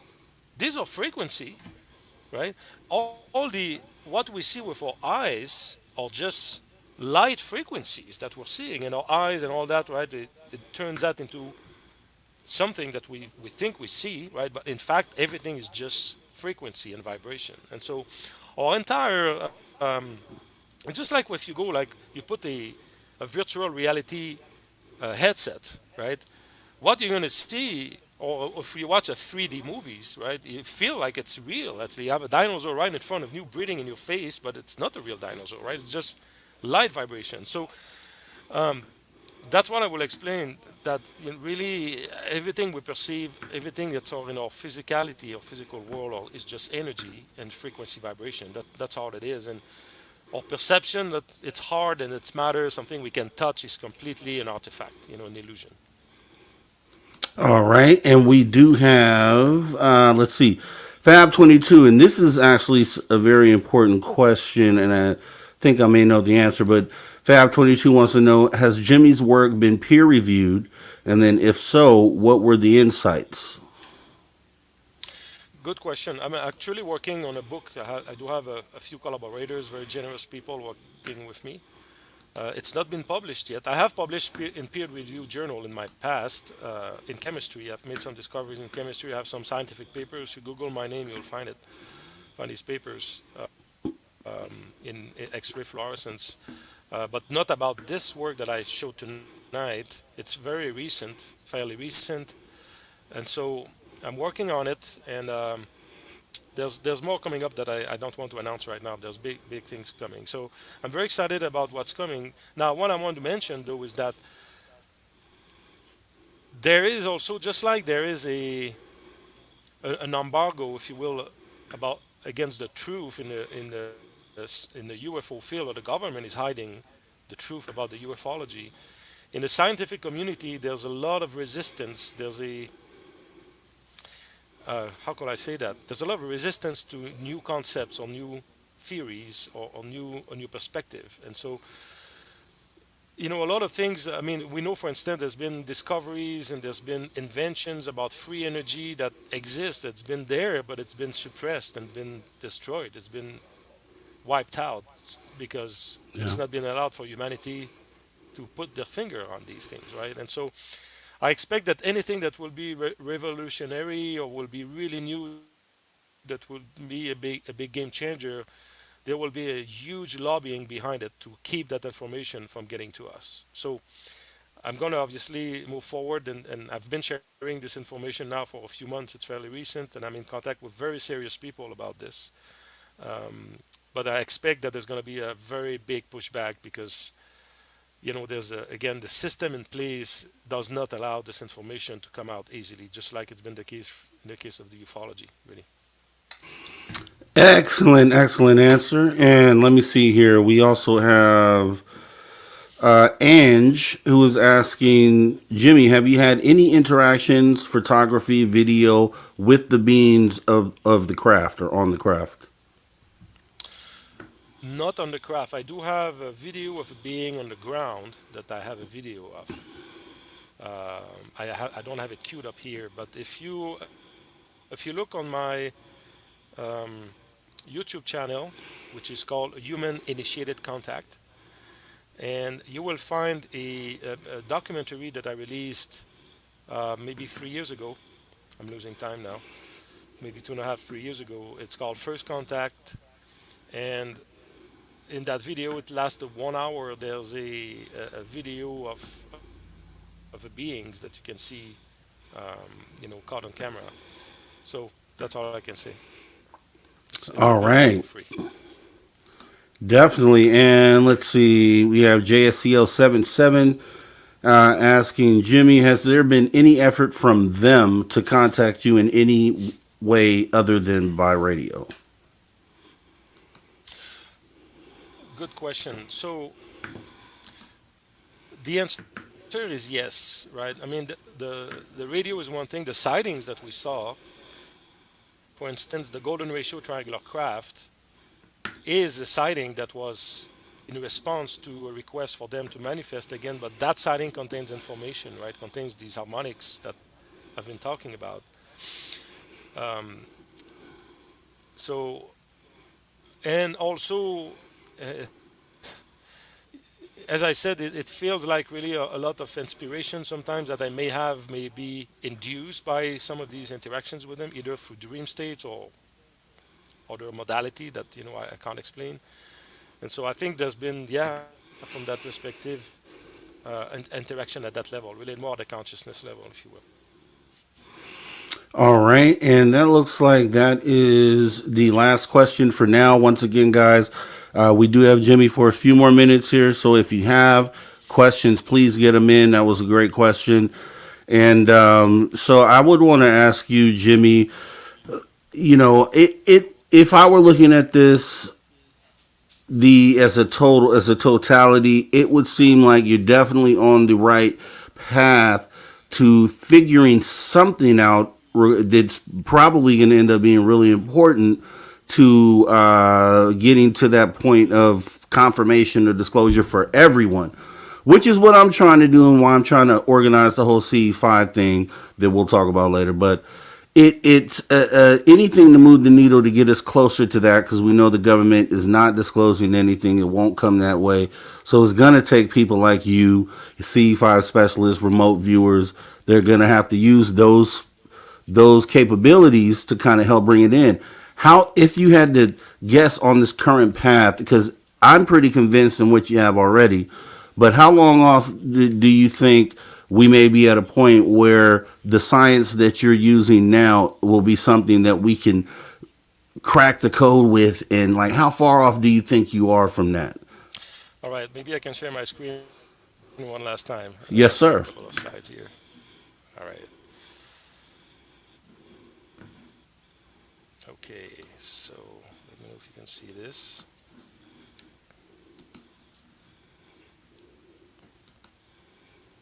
Are you able to see the? Oh, okay, here we go. Yes, Right. we got it up. So what we saw earlier, this formula that was encoded in the sightings in the Great Pyramid of Giza, in the golden ratio triangular craft that I showed earlier, which was here. A second, in this sighting, all that comes down to this series of formulas which are based on geometric harmonics. I obviously don't have time. I cannot go into details of that, but all I can say is that this information that they've been communicating boils down to this very simple formula. And what you see here, for instance, is each of these formula is the number one, right? So it essentially is the source, right? All that is that it's divided by either the golden ratio or C represents harmonic 144. So that is the harmonic we saw earlier in this formula, right? 144 golden ratio and harmonic 432. So the C represents just like E equal mc squared, right? The general relativity formula from Einstein. The C represents the speed of light harmonic. So everything comes down to a division of the one, right? You divide the source of this spark of energy, this fundamental spark of energy that the source of our universe, and using this very basic principle of creation, the golden ratio and the harmonic 144, you can recreate literally an entire new physics, a completely new perspective on physics. And I've done the math on this. As I said, obviously we don't have time today, but we can recreate explain how the material world has been created, the origin of the material world, the Planck scale, um, from the biology to, I mean, the mathematics, everything is connected to this. Really. It really boils down to this. So that's what I've been sharing recently, and that's very recent work. I shared that. Was on Grant Cameron's show not long ago, back in January. So this is the first time I presented this information. It works mathematically, Rob. So all this stuff that I'm showing is demonstrable mathematically, very accurately. And so it's not just speculation. It's not like woo-woo stuff, right? It's really mathematical. It's a new physics that they are communicating to us, in which I believe is really what's going to give us access to the slide that I showed earlier. This, you know, why it's important. I mean, from once we understand this new perspective on physics, we can recreate anti-gravity, free energy, healing technologies, and space travel, and start connecting with our galactic family again, right? This is what they are communicating to us. It's like they are showing us right in our face, and that's why it's been encoded in the Great Pyramid of Giza, in so many ancient sacred sites all over the world, encodes that very same information that we need to recognize and decode and develop technologies around it. And I think that's what's going to be our future, right? Once we understand this new physics on reality, and I think it's all part of the great awakening that's happening right now. So let me ask you that. I'm just thinking, just kind of as you're talking about this, I'm just thinking. So you have some people that are able to receive downloads and say that they have had telepathic communication with ETs. So do you think, and I probably know the answer to this, but do you feel like the way that they are receiving these telepathic communications is essentially this, it's being transmitted on the same frequency that the radio is receiving? Like, is it possible that a person is able to tune themselves in to be able to receive a frequency like that that allows them to have that contact or communication? And like, you know what I mean? Like, as a person being a receiver. 100% yes. So electromagnetic, right? It's all electromagnetic impulses that's happening in our brain, or our brain waves, right? Those are waves. These are really electromagnetic waves. And um, my belief, and based on my experience, is that what when they are interacting through a radio, when they are triggering a radio, for instance, in the physical world, it's not the sound we hear through the radios really that matters. Is that more that the energy that they are transferring through the radio, right? That they are transferring to us, to our bioelectric field. And I think that's how, in a sense, they can communicate it this way. And I think they can upload information in our consciousness this way.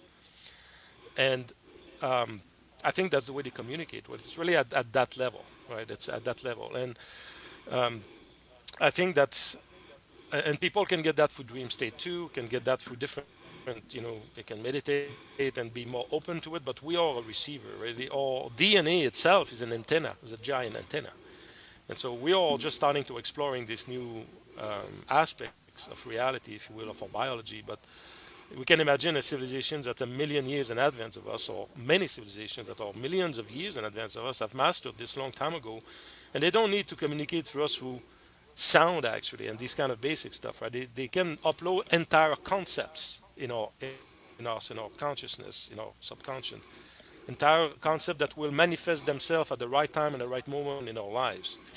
And that's maybe inducing some wisdom and some thoughts and capabilities and healing. I mean, I've had people also, I've had healing experience. I've had my own healing experience. I had pretty bad back pain years back. I played a lot of ice hockey in Canada, and I had developed back pain. And I made a request one evening. I was really in pain, for this pain to go away. And during that night, I had a lot of sweating. It was just a very strange night. And when I woke up the following day, the pain was completely gone. Right. So they have this ability to do these things. And so many people I know have had these kind of experiences of healing and so on. So to answer your question, my answer would be yes for sure. Well, that's awesome. We have three questions for the audience to wrap this up. But I just before I ask the questions first. So first, let me see. Eve Clancy wants to know: does Jimmy meditate, and if so, has it ever produced unusual experiences? Thanks for the question. I've tried to meditate. I'm not a good meditator. Many people are much more skilled than I in Yeah. this. To be honest, I have too much energy in me. It's really hard to focus, and to be calm. Some people are really good at it. I still have a lot of work to do on this, and that may be why my contact experiences are more in the physical right now. But during dream state, I have to say though, I've had, sometime I woke up in the morning with entire concepts, right? And it's like I knew what to do, and I took my calculator machine and did a calculation. It just works, right? So there's stuff happening during the night, and I know that, but not during meditation that much. All And right. I want to mention something, Ron. Yeah. I think that's important here is, Sure. the Nobel Prize 2 years ago, they demonstrated the Nobel Prize in physics. They demonstrated through entanglement that our concept of space-time is completely, there's no locality, right? There's no such a thing as time and locality. It's just, and it just doesn't exist, right? It's an illusion, really. And to show you how this can go deep, this whole matter is when I did my first transmission in May 2017 for my first contact, and I had the interaction through the radio. This was the very first time I tried, and it worked the very first time, and I didn't even realize, right? The first time it's just too much. I couldn't even comprehend it was really happening. But it felt like the intelligence was waiting for this, was right there waiting because it just worked right away. And I realized today, because time is an illusion, that the transmissions that I make today throughout the solar system may have influenced my past. Right? There's no such a thing as past, present, future. It's all happening at once. So Right. what we do today in the transmission I'm making today for contact may have triggered these interactions and these contacts I've had in my past. And so that's right. Time doesn't exist. So it really can go really deep. And human, we're not used to think this way, but we really start to think. We need to start to think more that way, right? This concept of multidimensionality, concept that there's no time itself, and that's the way it works, and that's how the intelligence work with. Really. All right. And welcome to the show, Major Lee. Last question is asking, hi, Jimmy, your thoughts on the abduction phenomenon? Oh boy, that's a big one, right? This whole aspect of contact and so on, it's so wide and vast that there are many branches to this. I'm not an expert in abduction. I've heard probably the same story that everybody has had. Some say that these abductions, are, the people being abducted have actually chosen to be abducted and they're before reincarnated on this earth, right? It's an experience they wanted to experience. Right?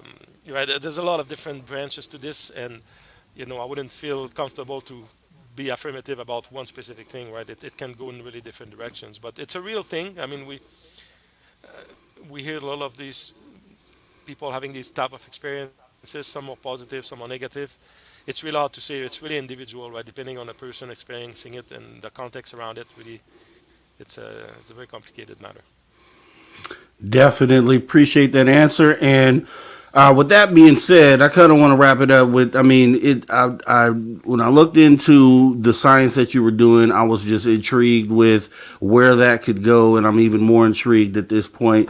And I've always said and always felt like that if you were going to take a step to communicate with something that's foreign, but something that's intelligent, you could just look at examples here on Earth. So if you speak to someone who speaks a totally different language, the one commonality is that we all use and understand math. And it would make sense that other intelligent things out there in the universe, at the very least, if we could never decipher their language, we would always be able to use math because everything has to use it. It just makes total sense that that would be the direction to go in order to kind of crack the code. So I just want to applaud you for like taking this step and continue with this research, because I think you're on to something, and I really hope to see something big from you. Thank you, Rob. And I want to say, I want to encourage everyone to do this work. You know, what you saw tonight is not unique to me. Anyone can do this. Everyone can access to this. It's not unique to me or anyone. Everybody can access this. It's just a matter to take the action. Just try it with your heart. Believe in it, and I promise you, it's gonna change your life. Something's gonna happen, and it's gonna transform your life. And it's real, and it's really happening now. That is beautiful stuff, Jimmy. Definitely want to have a future conversation with you. So we will need to hopefully stay in touch so we can get something going again. And I would love for you to let everybody know where they could find you, your documentary, and everything that you're working on. Absolutely, thank you, Rob. So, yeah, everybody can go on my YouTube channel. It's called Human Initiated Contact. I post all my interviews there. It's all free. I have a mini documentary, an hour. I show experience from my own experience, but also experience from other experiencers they've had radio experience, sightings, and healing experience. It's all there. And also on Facebook, you can find me under my name, Jimmy Blanchette. You can ask for become a friend.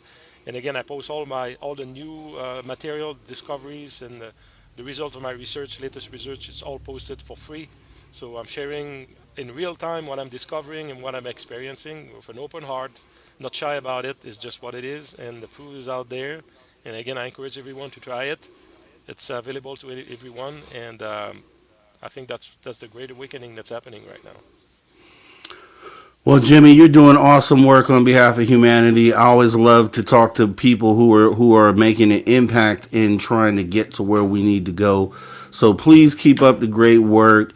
We will be talking again soon. It's very important that what you're doing stays out there. Just like you said, anyone who would take the time to take the data can use these equations and figure some of this stuff out as well. Just the same way I have one of these radios, I'll be using some of the techniques and looking into some of the things that you talked about tonight. So you provided a valuable service to this movement. I applaud you and I appreciate you, and we'll talk again soon. Sounds great, Rob. And when you're ready to, if you send me a message you want to broadcast, I would be happy to encode it for you, broadcast it with my radio station, and send you back the MP3 file that you can broadcast yourself with your own radio.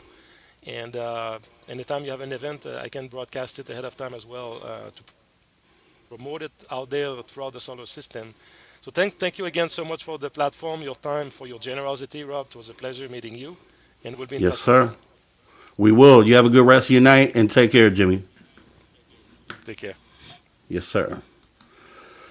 All right, guys. Jimmy Blanchette. What can I say, right? More awesome conversations happen here at After Hours, and I'm just so privileged to be a part of them. You know what I mean? It's the stuff that gets you thinking. It's the stuff that gets your brain going, right? You know, you've seen, we've had guest after guest after guest who are taking the data that's there for anyone to get and for anyone to parse through. It is actually doing something with the data to try to further what it is that we're doing. More people need to be doing that, right? So someone that's good at math, sit down and break down the numbers on this. You know what I mean? Same way Jimmy did. All those things that are more than coincidence, they would have to be. And like I said before, math is going to be the one thing, ETs have to count as well, right? You know, if they want to differentiate how many ETs are standing in a room, they have a counting system, I'm sure of that, right? So that's the one universal thing that we could depend on is math and numbers. And I think he's on the right path with that. It would be wild to find out that the government, that this is the way that we have been in contact with ETs. It wouldn't be surprising, though, really, when you think about it, because sure, they would transmit a frequency, or if they had the ability to receive a frequency, Sure, they would retransmit back on the same frequency. That's basic. That would be the basic thing to do, right? Us at our intelligence level, we understand that, and we do that or try to do that as well. Just makes you think about SETI and what it is they're really doing over there, right? Has it really been 50 years or however long they've been out without actual contact? They say they haven't received any messages, but is there really an open dialogue happening through frequency? Right? It would make sense. It's one of the things that when you look at it and we talk about it, we parse the data, we just use critical thinking. It kind of says that, yeah, this makes sense. So this is what we put, on our parking lot, right? We parking lot this along with other things that we've talked about. Look at the mosaic that we have, right? Even at this point, off of the conversations we've had over the last few weeks and the different data points that our guests have been able to bring in and add to that puzzle. Think about that mosaic just in the guests that we've had so far. That's what we have to do. That's the thing that matters, right? We not just have a conversation that you forget about at the end of the night. Let's have a conversation that really jogs the brain, gets the juices flowing, and inspires someone else out there. Maybe you have the other key or piece to this puzzle that's going to add on to what Jimmy just presented here. That's what we have to do in order to continue to move the needle and move the issue forward. And these type of conversations will be respected on a worldwide level because guess what? They make sense. Very plausible, the things that we talked about here tonight. So, awesome thing. Let me see. Welcome to and thanks again, Jimmy, for staying with us for the extra time. I wish I could talk to you for a lot longer than that, and we'll have him back because he's definitely on the right path. So I have some questions out here from our viewers, and let me just kind of go in here and see what a miss. Welcome to the show says, great conversation. I do agree. Brandon Coast says he was awesome, dude. Totally agree with that. And that's why we got to keep doing this, man. That's the reason that's what energizes me to get out here and get these shows going. And every night, you know what I mean? To be able to do this. This is why. And I feel it pumps me up.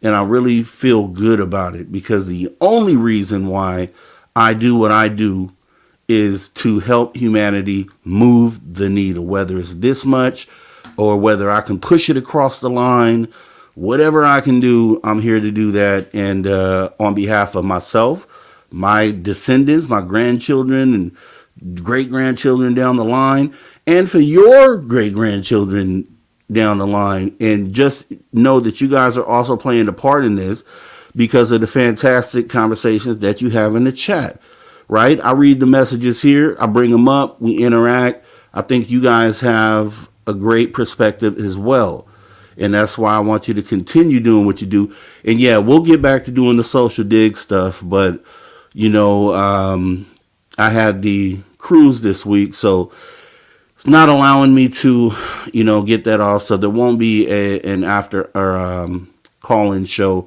this weekend. However, still trying to get the Scientology show off on Wednesday. I want to get that out the way because I have some plans for the social dig coming up soon. So yeah, great conversations. Let's continue to do these. Let's continue to move the needle. And aloha, Dave. Space Out Radio, I agree. You bring on the best guests. Let's go. Van Gogh, SR, I was lucky to have you here too, Rob. Let's go. Things, planets, and stars align for a reason, right? Dave and what he brings, and then what I'm able to bring, and then what Jessica's able to bring. These things aligned like this in Spaced Out Radio is right now in one of the best positions that we've been in a long time. I think we as a channel are for sure helping to move the needle. And I don't know if there are many podcasts or shows or other shows out there that are really doing that. So awesome. Appreciate it just pumps me up. I think you can probably get that. You can catch that. Brandon Coast says, "You're a straight up boss, Rob." Appreciate that, Brandon Coast. It's about real conversations, and let's get those in. Let's see. Van Gold, that bananas fly. Is that a moth on that? No. This is actually a skull with crossbones. I want to say it's the Tampa Bay Bucks logo. I think this is what this is. But I like the colors. I thought it was pretty fly, so I went ahead and got it. Let's see. What else do we have out here? Want to see what you guys are talking about here. Let's see. Okay. Yeah, welcome to the show. Yeah, so Wednesday, welcome to the show. We should be trying to do something over there at the Social Dig. So hit the notification bell, and you'll know when that show goes live. Brandon Coast says, "I think they're afraid of us. That's why they are communicating from a distance." That makes sense, right? The other part that makes sense is they could be afraid of the pathogens that we have here on Earth. They may, just the same way as if we went to Mars, we're not trying to capture or contract anything that may be able to get into our system on Mars, because we don't know what's there, and it could be something that just wipes us all out, right? So it could be the same thing with them. It could be an explanation on why they take some people. Maybe they, want to test not just our DNA, but the bacteria, and because there's bacteria that lives on your skin alive every day, walking on your skin right now, microscopic. So maybe those things are things that they're, they don't want to catch, right? That just makes common sense right there, which is a very great reason to kind of stand off and kind of watch from afar. Just makes sense, right? So let's take a look. What else do we have here in the chat?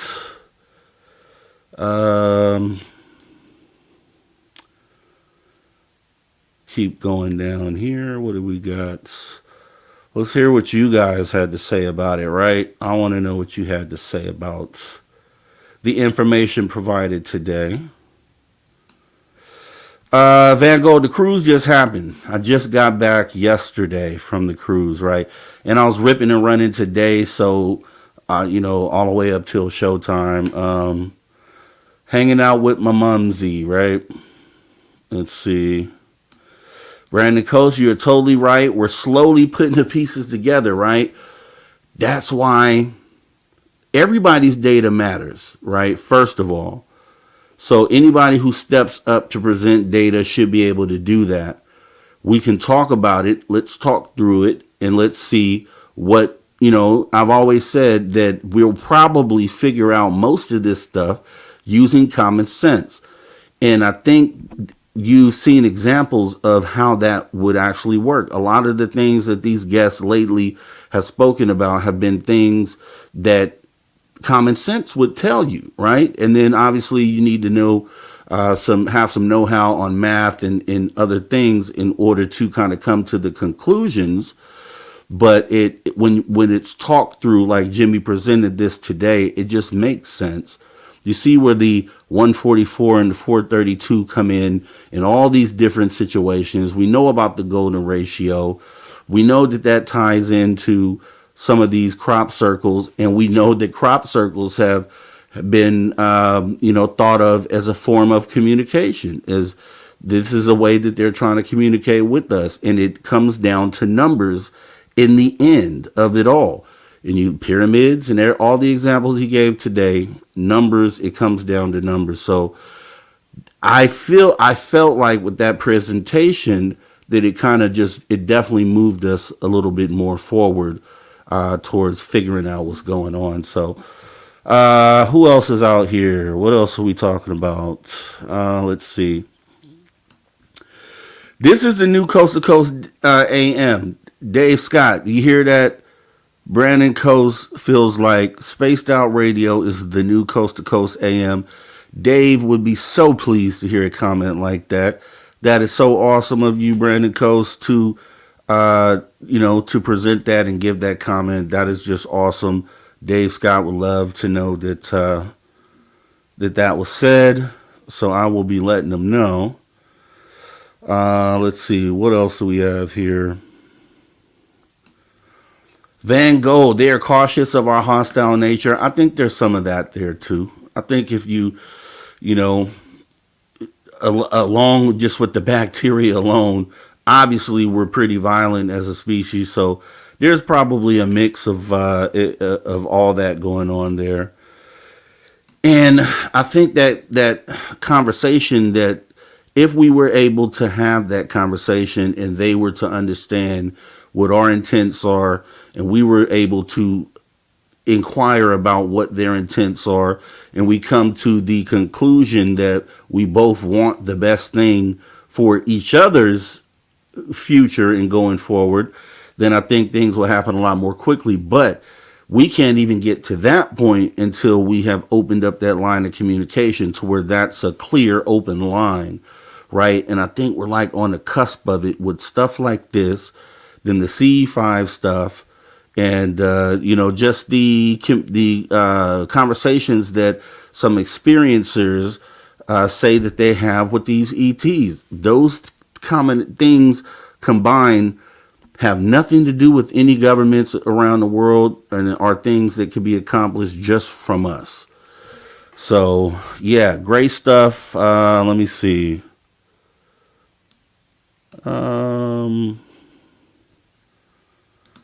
Yeah, definitely. That's a nice one. SORA. Can I drop this acronym SORA for Spaced Out Radio After Hours? I like it. Let's go with it. Let's run with it. Let's run with that. I like it. Let's see, what else do we have here?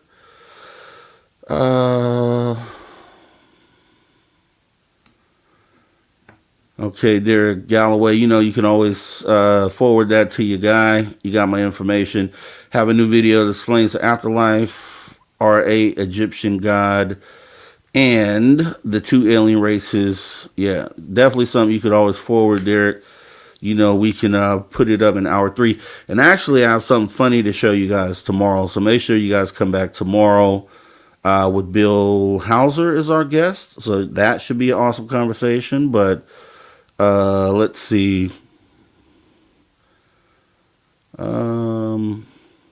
Guys got some good stuff in this chat. So let me find another one here. Okay. Lex Diaz, I missed the show. Team Rewatch. Oh, it was a great one, Lex Diaz. Great conversation. Definitely worth the rewatch. Brandon Coast, respect, man. Respect right back to you.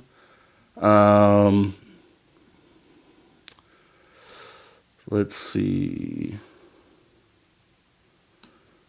Kriya Vine. Let me go and throw this out here. Dave Scott, Kriya Vine says, and welcome Kriya Vine. Kriya Vine says, new to the channel, I think this is better than Coast to Coast. Whoa. Let's give it up. Dave Scott, he would love to hear that. You guys are awesome, man. You guys are awesome. It takes all of us to do it. So this is just a great place to be. The energy resonates from the crowd to here on stage to the guests that we have. It's like a good synergy. It's a good feeling thing. So I know what you mean, but that's pretty high praise right there. We do appreciate that for sure. Cosmic Joe wants to know, what do you think aliens eat? There I'm torn, right? Because some people say that they don't eat physical food, that they feed off of emotion and fear and things of that nature. I don't know how that would work. Maybe that's plausible. I haven't processed all that and worked my way through that. I really wouldn't have a clue on what they ate. Maybe, I don't know. One thing we do know is that we have those cattle anatomy rearrangements, is what we'll call them, where, things end up missing and there's always something going on there. So that could be a clue to something that they may consume. Don't know. It's really hard to say. But it'd be awesome to find out because hopefully they're not eating us. Would definitely hope they're not eating us. Let's see. Castle Dude. Haha, Brandon Cole said, don't tell George Norrie. Hey, yeah. I mean, George, shout out to George Norrie because we already know, respect to George Norrie. We're in our own lane here at Spaced Out Radio, but I think, something special happening here. I just feel it. Let me see. Okay, anything else from the audience, guys? Okay. Looks like we're up to date here. So here's what we'll do. We have about 9 minutes left. I'll go ahead and read one of our Lon Strickler PhantomandMonsters.com stories entitled The Problem with Room 301. As you know, PhantomandMonsters.com is where you can find a lot of stories that have been submitted to Lon Strickler, stories of encounters, of just really strange things. We've read some awesome ones on here before, and I definitely think that this is something that a website you would enjoy. A lot of archive stuff there as well, going back years, and maybe we can get a couple of these off today. So let me start with this here. Room 301. Let me get the comment off here. All right, Room 301 says a creepy account from a businessman and his wife who had an unusual encounter in a specific hotel room in Hopkinsville, Kentucky. Read the story and tell me what you think, as we're going to do right now. Says, I was working for a company based out of Hopkinsville, Kentucky in the Fayette, North Carolina office. The Fayette, North Carolina office was being downsized, and my position was being moved to Hopkinsville. No problem. Neither state is my home state, and my wife is from Iraq, so no real ties. And it gives her a chance to experience other places. So we take a trip and let her see the town. I get a room at the Hampton Inn Suites where I've stayed enough to get platinum status. Nice, clean hotel with a nice little Mexican restaurant you can walk to and have a margarita. We got room 103. We drive around and eat, unpack, shower, and watch TV. We turn off the light and everything is cool. She's sleeping and the bathroom light comes back on. It has a motion sensor on it, so I get back up, cycle the light, and go to bed. At about 2 a.m., the light comes back on, and I get up, cycle the light, and shut the door. No problem. I'll just tell the maintenance in the morning. At about 3 a.m., I have what I think is a nightmare. A rolling black mass covers the floor to the ceiling and comes out of the bathroom reaching for me. About 5 feet from the bed, I wake up screaming, crawling backwards towards the headboard. My wife doesn't wake up, which is weird. I have a Surefire flashlight on the nightstand, so I fire it up, and nothing is there. I can see the bathroom light is on again. I go back to sleep, writing it off as due stress. I tell maintenance about the light issue. I come back from my office, and my wife says they came by and replaced the switch. Problem solved, right? No, not really. We were there 3 days, and I had the same exact experience each night, and my wife woke up one of the nights moaning in her sleep. I didn't say anything about what I was seeing, and she just said she wasn't sleeping well. She hates hotels, is from Iraq, and is not really used to a hotel stay. So once again, I kept my mouth shut, not wanting to look like an idiot. We got back to North Carolina just fine, and we were watching a ghost show on television, and I said, babe, when we were staying in Hopkinsville, did anything weird happen while you were sleeping? She said, yeah. I asked, what happened? She said, I saw a black cloud that was taller than you, and it looked like it had snakes in it and arms that reached towards the bed. I explained that I had seen a very similar thing, and she was like, I was scared to say anything because I was afraid you'd laugh at me. This was real to both of us. I came back to stay a couple months later by myself and requested the same room, just to see if it would happen again. When I requested the room, I was told it was being remodeled because of water damage. Now that's plausible. 2 months after this, I was meeting one of my editors from North Carolina to help her get checked in and go out to eat. Knowing the front desk folks, I asked about the room again. I asked if she could have room 103. She smiled at me and said, we turned that into storage because of a lot of parking lot noise. I asked, are you sure people haven't complained about something else? She just smiled. So draw your own conclusions. And that's the way that story ends. Once again, Lon Strickler, PhantomandMonsters.com. Awesome stories that have been submitted there. We could go into a whole list of other ones, some really creepy ones. Maybe we'll go over some more tomorrow in hour number 3. I don't know. We'll see how it flows. We'll fill it out, right? So with that being said, you know what? You guys have been awesome tonight. It's been another awesome show. I'm just, like I said, so glad to be a part of helping move the needle. What I want to do, hopefully, I'm gonna do this because I think we can get through it real quick. Let me go ahead and play the commercial for our Reno trip, May 10th through 12th this year. Less than 2 months to go. I hope to see you there. Let me go ahead and bring that up as we get ready to wind things down here at After Hours for your Saturday nights. And where are we at? Okay, here we go. Right here. And this is the swag commercial. Let's start there. Swag commercial. Here we go. Guess what? We do not have ugly swag. We have spaced out radio gear that you're going to want to wear. Why? Because no one wants to wear ugly clothing. So head on over to spacedoutradio.com and go shopping today. You'll be glad you did. And it's a great way to support our show. Once you get your gear, send us a picture of you rocking out in your SOR swag.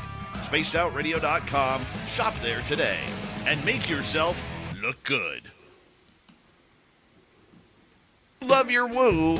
It's time to make a commitment to the 3rd annual SOR Fan Party.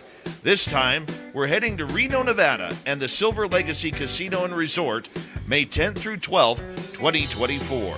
Tickets are $60 or $100 for VIP. With that, you get a free radio show.